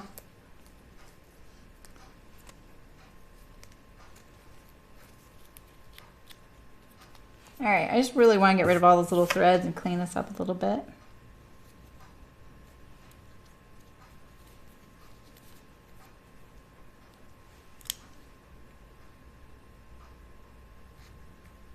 So Dina, when you pick up your machine, one of my pieces of advice, if you're going to pick it up and go somewhere kind of, right, Megan, I know. If you're going to, like, if it's kind of far away from you, wind a bobbin when you're there and see how it is, because I found my bobbin is, now it's a little better. I've tightened it up, but it was a little loose and I had trouble getting it right. Right, Malin? Yeah, exactly, Brooke. I know. It's so funny. And here's the other thing. I hope you're here and you hear this part especially. Try and take this plate off right here yourself, because I can't get mine undone. They tightened the screws too far, and if I try anymore, I'll probably strip it. But you need to clean in there pretty often. Like I do it. I used to do it like every time I switched my bobbin almost. Not every time, I'm sorry. I blow out the underside with air. But this I do, like I would do every week, and I haven't been able to do that. So make sure you can open your throat plate and check your bobbin tension. Those are the two things I would recommend. RK Brussels red. Okay. This is saturated. It's not tomato red. It's more of a watermelon red. But we all know how much I love watermelon. Okay, so I'm just getting the last few of these threads.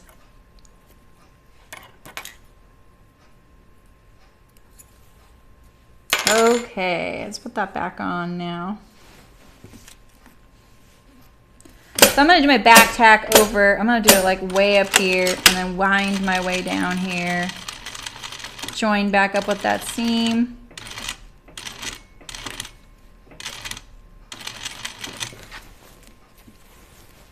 Trying to make it so my dress isn't pulling on it.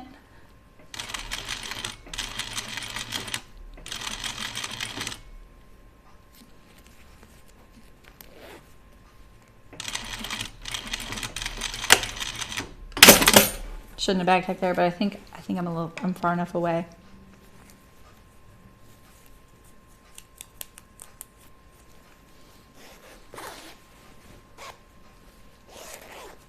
Okay, that's a little better. I still hear it, but I think those are my little threads. Ouch. Dang, this thing's sharp. Look at that.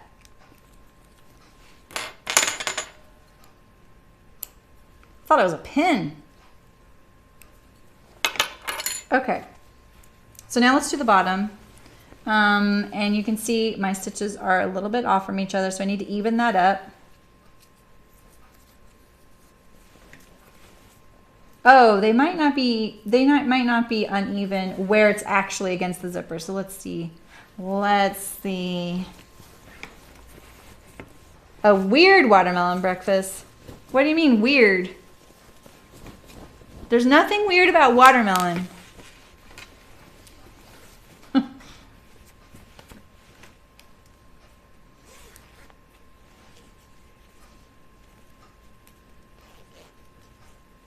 Okay, yeah, so I am a little bit off right there. So let's fix that.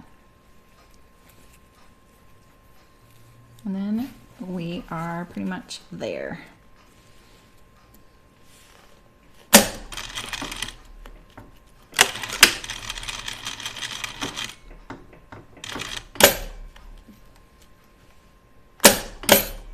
Oof. Getting down there. This is why you want 2 inches of tape. That's why you want this 2 inches of tape. It's really hard to maneuver sewing near your zipper down there. Oh, now I've sewn into it. Oh, I did sew into it. Okay. I'm really failing you guys today. I'm ordering that zipper foot.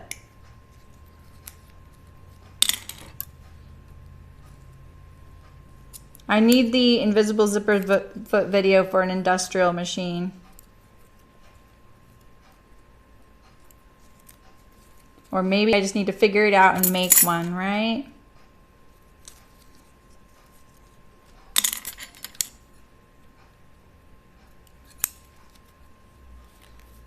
Get rid of all these threads.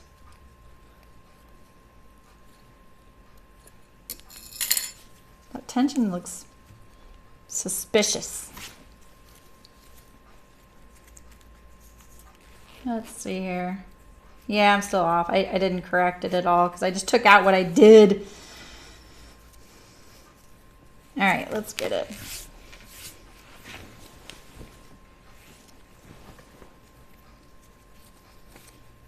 Okay, wait. Ooh, ooh, ooh. Okay, you've been putting plain yogurt, powdered peanut butter, and honey on top of it? Wow. Right, Julia. Okay, Dina.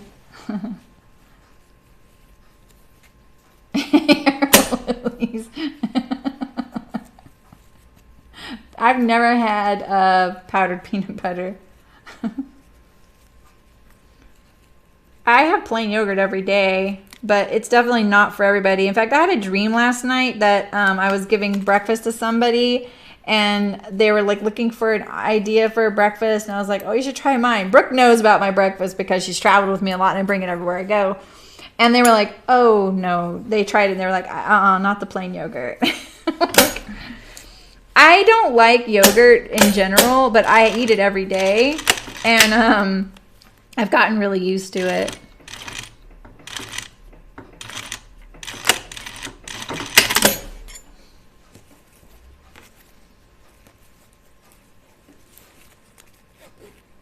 All right.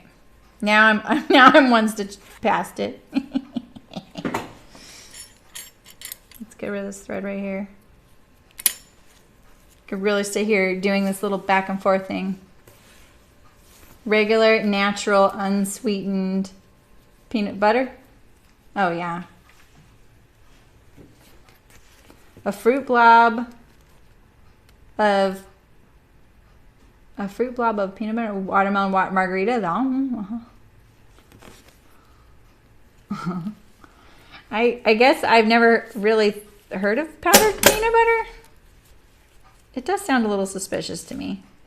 Like, why not just use regular peanut butter?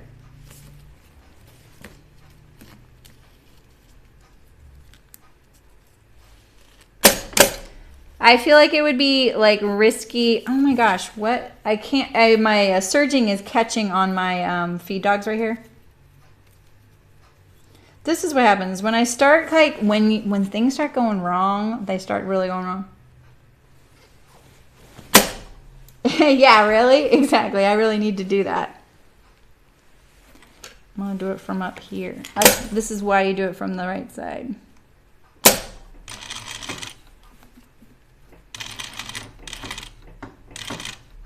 Okay, I'm going to do like a half stitch.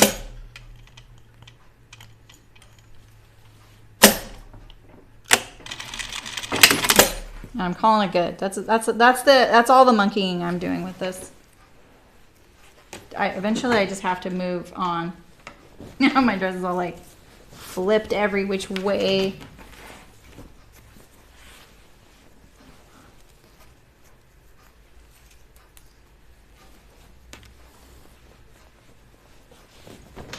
Okay.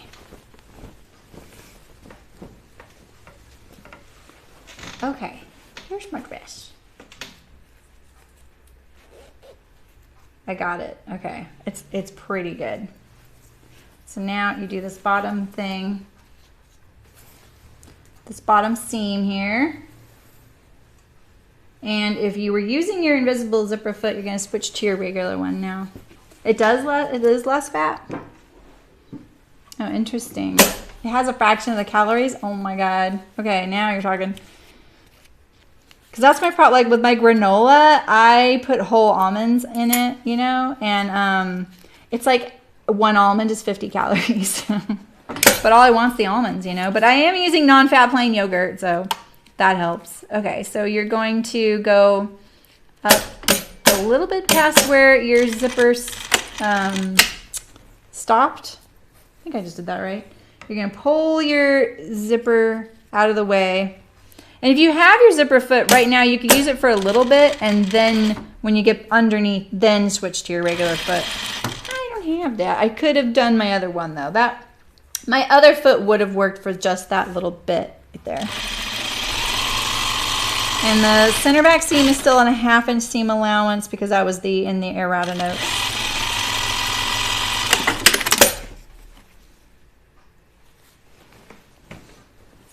It's unnatural. Oh, okay, that didn't turn out very good. Because, you know, everything shows on linen, so this is, of course, going to happen. I'm going to switch to my other foot. I think it'll be better. I think it'll be better. My tension doesn't look right. See how it likes to... When I'm taking out a thread, it likes to draw up right away. It feels like it's threaded wrong right now. It looks okay. It looks okay.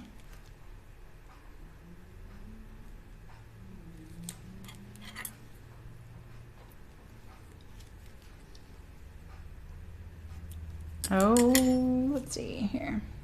Okay. I'm going to take it out from this side right here.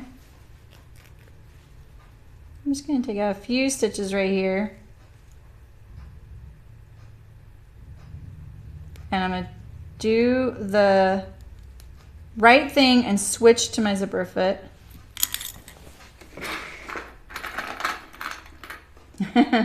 That's amazing, Julia. Congratulations. I think fat is really interesting because when you talk about like things like, oops, that's my needle. When you talk about like yogurt, like I don't like fake non-fat stuff, like, you know, things, you know, like processed foods that are fake non-fat. They're not fake, but they're just like contrived. But what's really interesting about yogurt and dairy is that it's basically just a centrifuge that takes the fat out. You know, and because I've worked on a farm and we used to take the milk after we milked the cows, And then we would put it through a, what do you call it? Not a butter churn, but a milk separator. And then all the fat would rise to the top. And so then we'd have our skim milk and we'd have our butter, you know, the cream. And then from there, that's when you make your butter, you know, or and you get your buttermilk and stuff like that. So it's actually, you're just basically separating out the fat. It's not really processed. Yeah, does it occur that way in Mother Nature? No, it doesn't. It doesn't. Because I'm all about unrefined food, you know. A lot of people call processed, but unrefined is the better term for it. I'm like, can I make this in my kitchen is what I ask myself. So.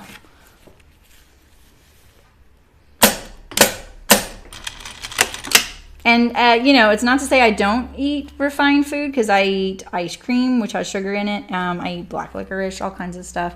So I need to start from the top. Sorry. This is going to allow me, my little fake zipper foot's going to allow me to get pretty close here to this seam. I've had really good luck lately, and today has not been my day.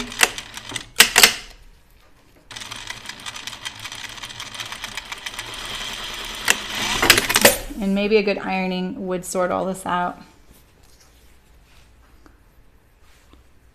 Right? Thread jack apologies. No, this is what it's all about.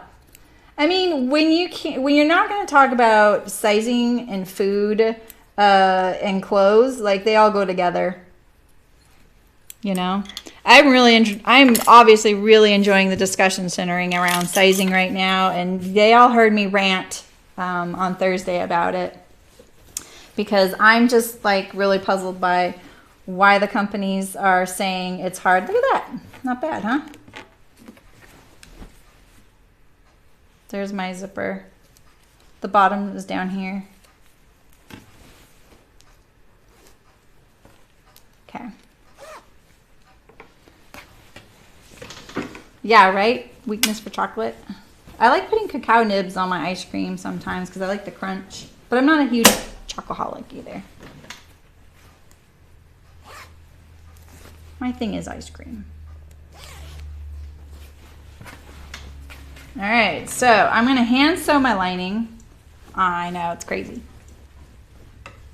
Here's my dress. Feels very good.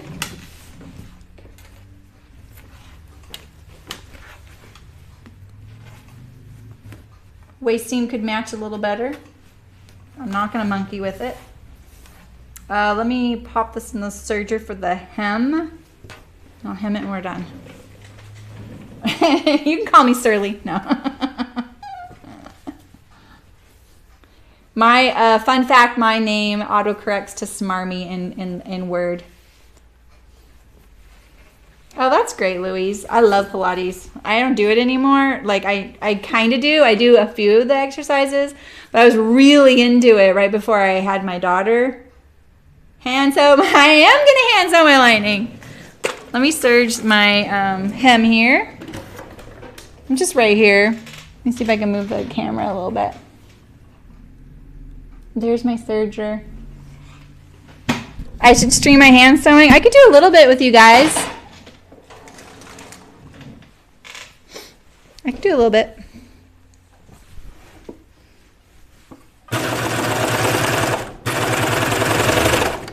I'll bet this is really loud. Move the microphone a little bit.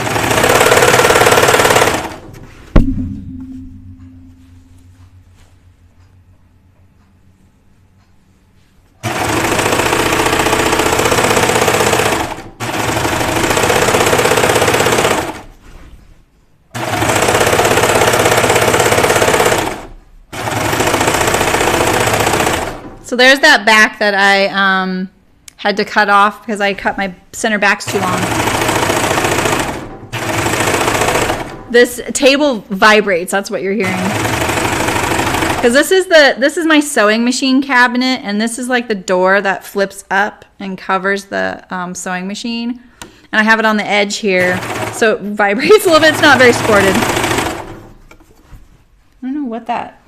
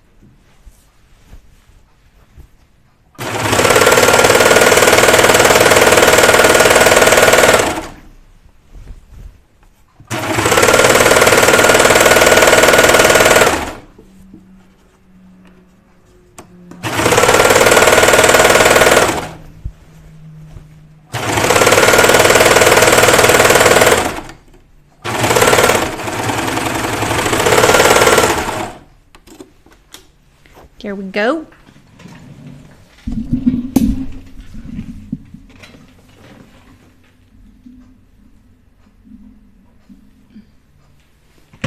that where you were? It's still loud, but it's okay. That's good to know. Yeah, sergers are just not as quiet, are they? All right, let's look. Let me switch my foot back, and then I'm gonna tack my pockets, and then yeah, I can start hand sewing my bodice. I don't mind. I like it more than you guys think.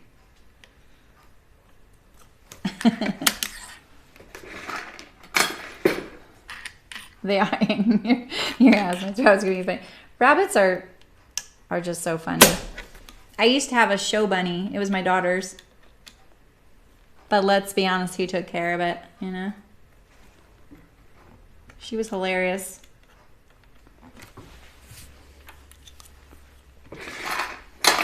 Okay. See, I pulled my serger threads this time. What kind of hem should I do? I'm kind of tempted to just do like a 1-inch hem up. Something like that.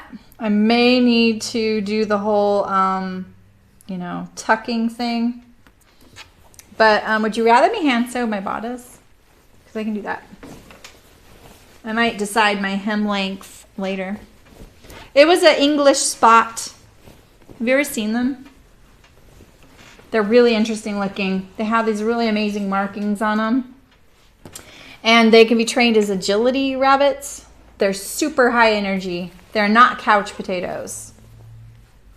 You are, Louise. Kirby has a bunny named Penny. And she's one of the moderators here sometimes. Okay, so here's my bodice. I need to move my camera a little bit out of my way of my head. So, you don't, you know, want to make sure that whatever you do with your lining, it doesn't make your bodice torque on the outside, right? So one of the things you could do, there's a lot of things you could do, but I think, first of all, let's unzip it. And I'm going to smooth it out a little bit. Smooth out the lining.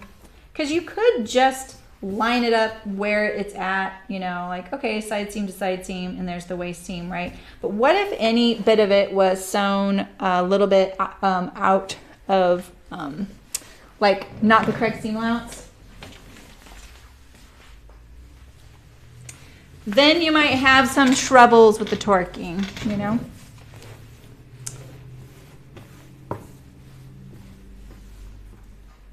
All right, so I'm going to, I'll just pin it, and then we'll look at it from the outside and see if we're going to see any of that. But another thing you can do is, you know, smooth it out and just pin it on the bodice, you know, like here. You know, take out the guesswork, smooth it out there, and at least you have this as your like baseline to come back. Oh, the Netherland dwarfs are really cute. Does he think? Yeah. What does? That's not what Penny has. She has a Jersey woolly or something like that. Do you know, Brooke? I don't know. Her bunny always looks so. I don't want to be mean because I love her bunny Penny, but she always seems like she's stuck up or something, you know, like she's kind of like nothing is good enough for Penny, you know, like the expression on her face and the way she acts. She's very princessy. Princesses really get a bad rap, don't they?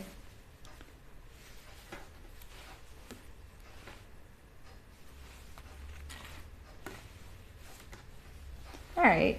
Oh, right. You need to sew your lining to the zipper. He's a chewer. Yeah, they do that when they're bored, especially. And their teeth. Teeth are constantly growing.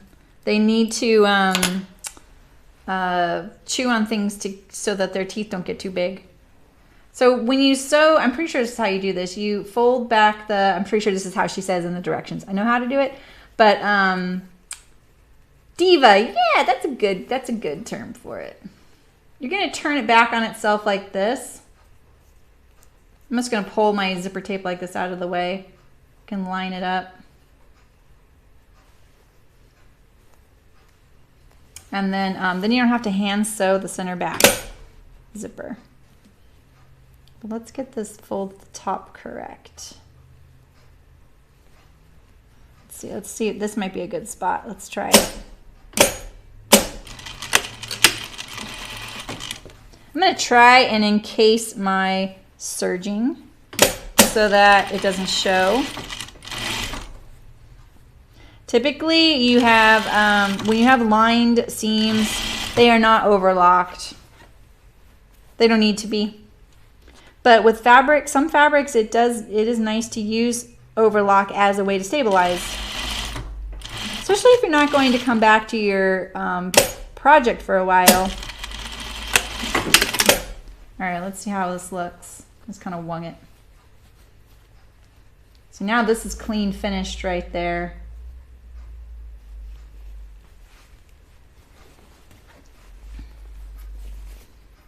Do this side.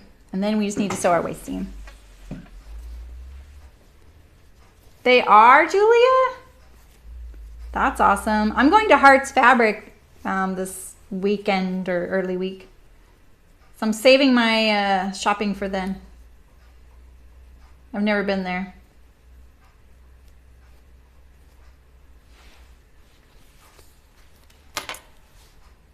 One of my tail threads is kind of like hooked in there. All right.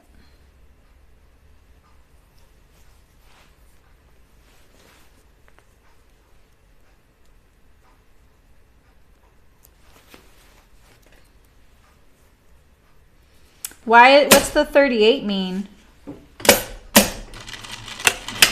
They just had a major anniversary last year, but I don't think it was like 37, was it?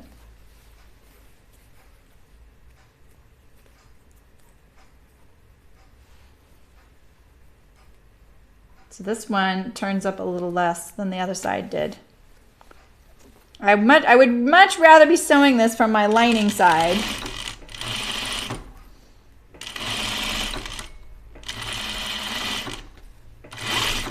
But starting at the top was kind of important. Not sure about this one. Oh, exactly, Louise.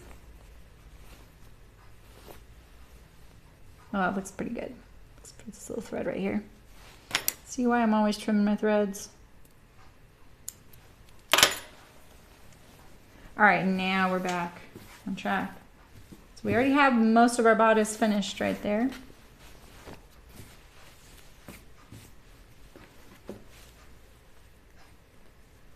Oh, that's as far as it goes. Okay. It kind of just wants to do it, you know. This is what's nice about when everything kind of goes together well, you know. It just wants to be this way.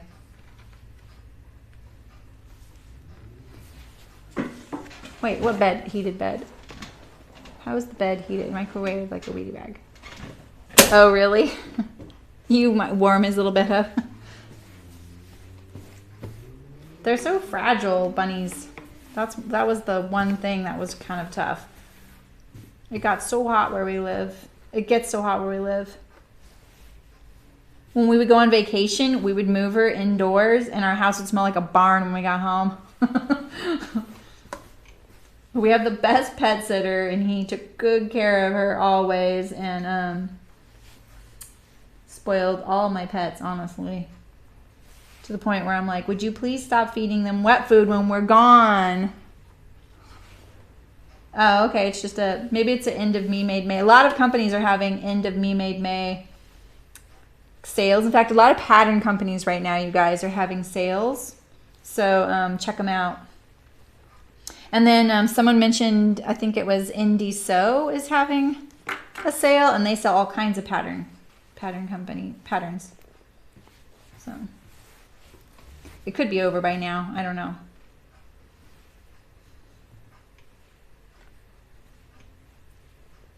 I'm just kind of lightly doing this. I'm not sure that this is exactly what I'll be This is what I'll be using. I just want to get it to where it's feeling like it's in the right spot, and then I'm going to look at the other side. Oh, interesting, Julia. I did get an email from them, but like I said, I'm kind of saving my shopping.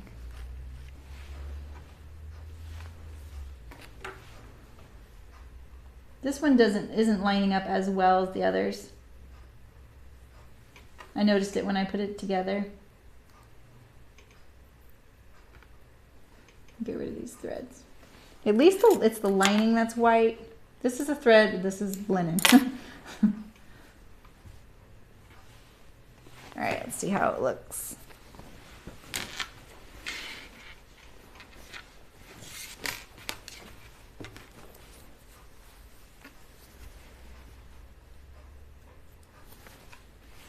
That looks pretty good. All right.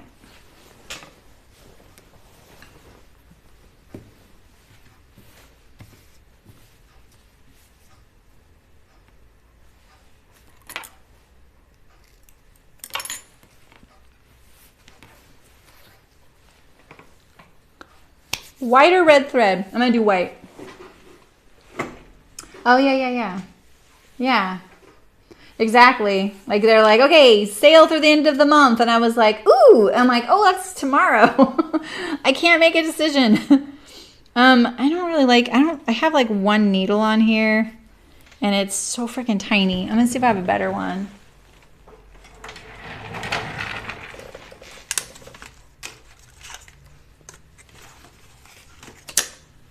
I'm gonna use Maria's, I need needles. This is what I'm going to buy when I'm there. I'm going to buy needles. I have had these 2 packages of needles for forever. This was when I was really into silk ribbon embroidery. So the eye of the needle is pretty wide. But there's like beading and all kinds of things. I lost a little thing, but I wrote it on here, which you can't see. And then I have these. They say 50 assorted, but they're all dinky. I think I've lost all the good ones. This one is blunt. These are both blunt. So I'm going to use one of these.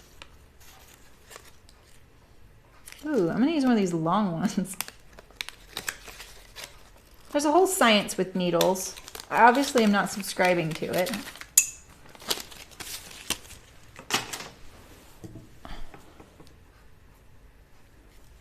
I will hand sew with you guys for a little bit, but then I got to get going. My daughter's very eager to go, and I'm kind of eager to hear about Loki. Should I look at my phone? Let's see what happened to Loki. No information. What the heck? Let me ask.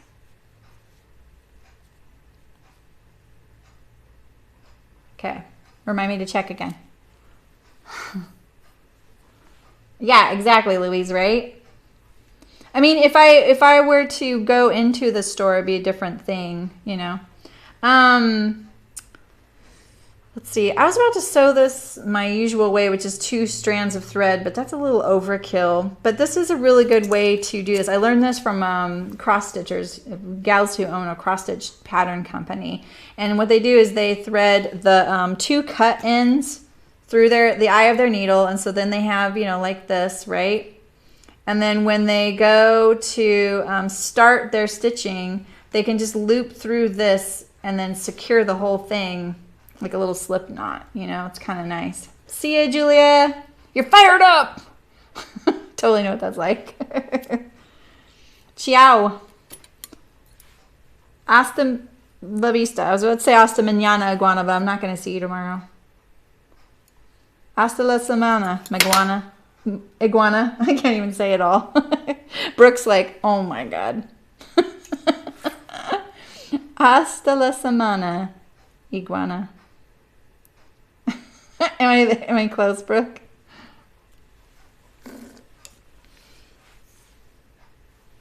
All right. I don't do pretty hand sewing. You guys know that, right? I'm going to secure it on the inside. This is what I like to do. Because I'm not very good, I try and hide some of my stuff.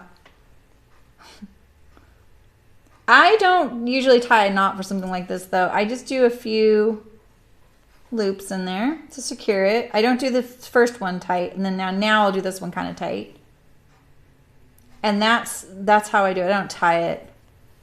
This is nice when you really don't want the tail of your knot to stick out. No judgment here. I know you don't judge me. So now I'm going to put my needle back at the starting point right here. I'm a terrible hand sewer, but I like it more than you guys think. It's just like slow. Hasta pronto. See you soon. But it doesn't rhyme with iguana. I've learned a few from you guys. I've been using Peace Out Sauerkraut. And what was the one that rhymes with trip? You guys have given me like 4 good ones. They're making my friends chuckle. It's awesome. Because I haven't said anything about Hasta Mañana Iguana to them for like a year and a half. So the Peace Out Sauerkraut really threw them off. Hasta la próxima. Yeah, that's a very much a Los Bagels. That reminds me of Los Bagels. Hasta la próxima. Till the next time, yeah. All right, so now this is what I do. Once I get it going and I want to start securing it to the garment. I actually went a little too far, so let's go back here. Oh, I did those first. I was not paying attention. Let's see. Start this over. Okay. I like to pinch it. I'm going to only stitch in my seam allowance. I'm going to shove all this in there too. And I try and just go underneath. I'm not going for invisible, but you know, I don't want it to catch on anything, and you know, invisible is good. So kind of takes me a bit to kind of get my stride. I like it when it starts from the bottom though. So let me get this going here.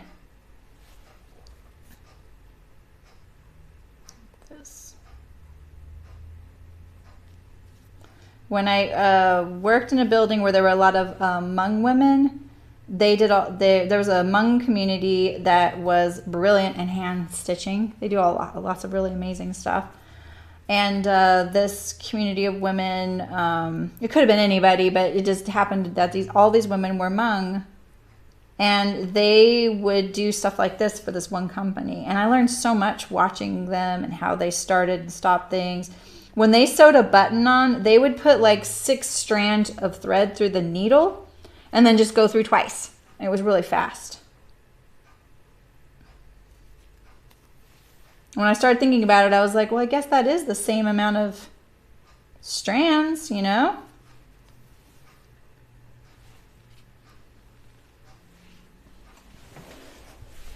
Cherry pie time. So yeah, I just kind of keep this folded like this, and it's not bad, you know, it's pretty invisible. And I kind of go under and in the seam allowance only. You want it secure, but you don't want it too tight and you don't want it too loose, because you don't want it to come undone or get caught on something. Yeah.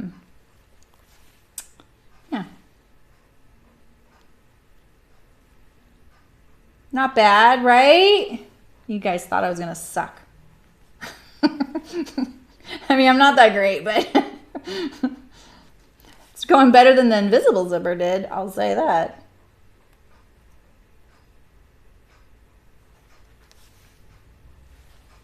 Yeah, that kind of got off there, but that's pretty good.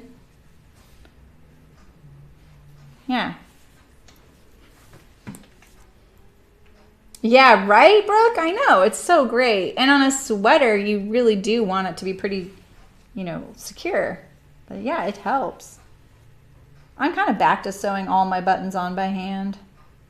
I sometimes use the machine if I have a ton of them or it's a shirt, but I just find that those eventually, the little threads, even if I hand tie them, they're just not as good. You know? So you don't want to draw it up like that. But I am no expert on hand sewing. It is definitely an art. I guarantee you I will get a comment on this video about my hand sewing. Yeah. Oh yeah, I know. I put up a good the thing is, I should clarify how I feel about hand sewing. I try and avoid it at all costs because it's the production sewer in me. I equate it with time, too much time, and that you would never do that in the industry. So it's just an old way of thinking, you know what I mean? But I know it's better to do it than to do it by machine. Otherwise, my only option was to top stitch my waist. I just want to make sure nothing's showing on that side because sometimes sneaky stuff happens. Ow, ow, ow. Ooh, I just poked myself in the finger pretty good. You just, sorry, Mullen. All right, I'll do a couple more stitches and then I'm going to head out. Oh, let's see if my husband responded. Oh, it's likely allergies. He got a small injection of steroids. Seems good now. Man.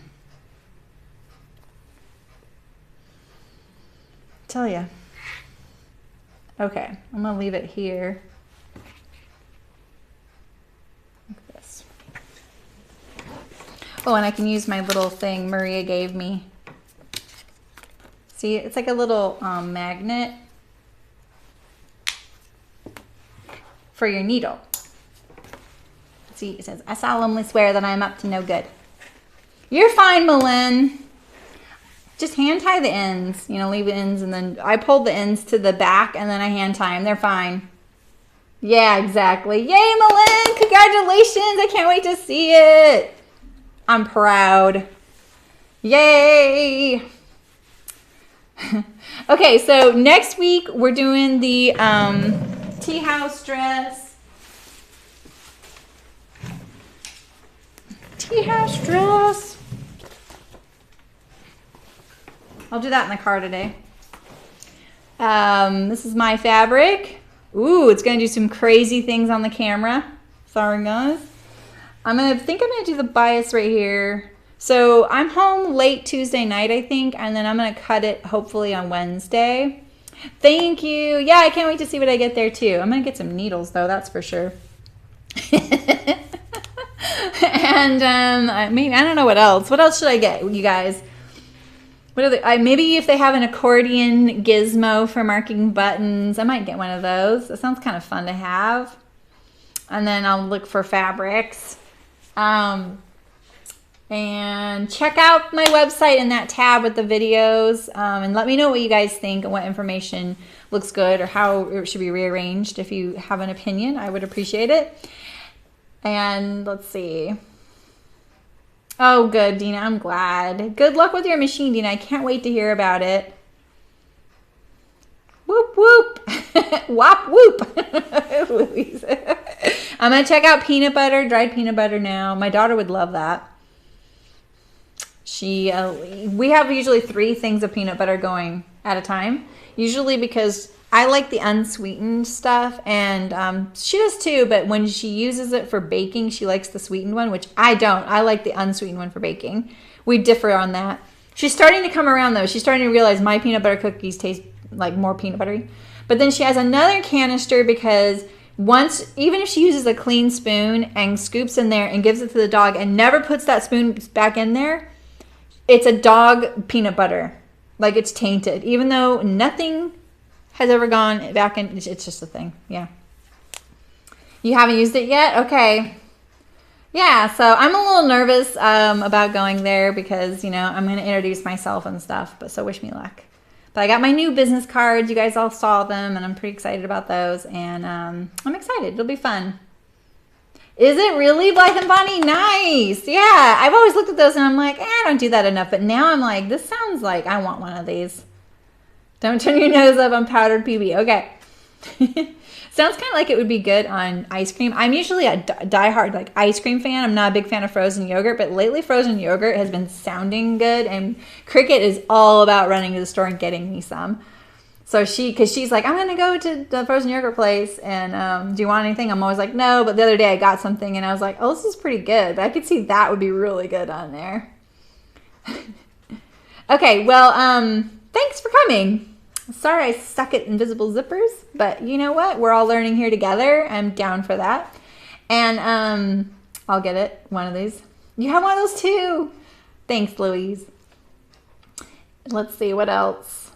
Yeah, and you know what? I'm getting more and more serious about starting a pattern company for women. So, because I'm just not liking this whole sizing conversation very much. I really want to just make it happen, you know, but doing this all by myself, I don't know, you guys. We'll see.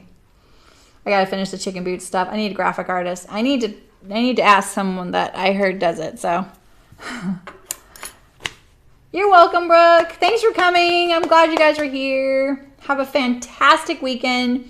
I most likely will see you here Wednesday. Of course. Thanks for coming. I do it for you guys. It's mutually beneficial. Here's my little dress. Got all those pins in it. Yeah. I'm gonna go try it on. Yay. And yeah, so if there's a way, if I can't cut this out next Wednesday, do you guys want me to stream cutting this out? You're here for that? Oh, for the patterns? Yeah, I need help. I can do it all. I just need I need the graphic work, you guys. I need reliable graphic work. That's all I need. If I had someone that's like, I know how to put down, I put to the pattern envelopes together and the pattern instructions together. If you give me all the information, that's the person I'm looking for. So if you guys know anyone and you see someone on Instagram that does that, I just don't like it when it doesn't come through. So thanks, you guys. Yeah, we'll see.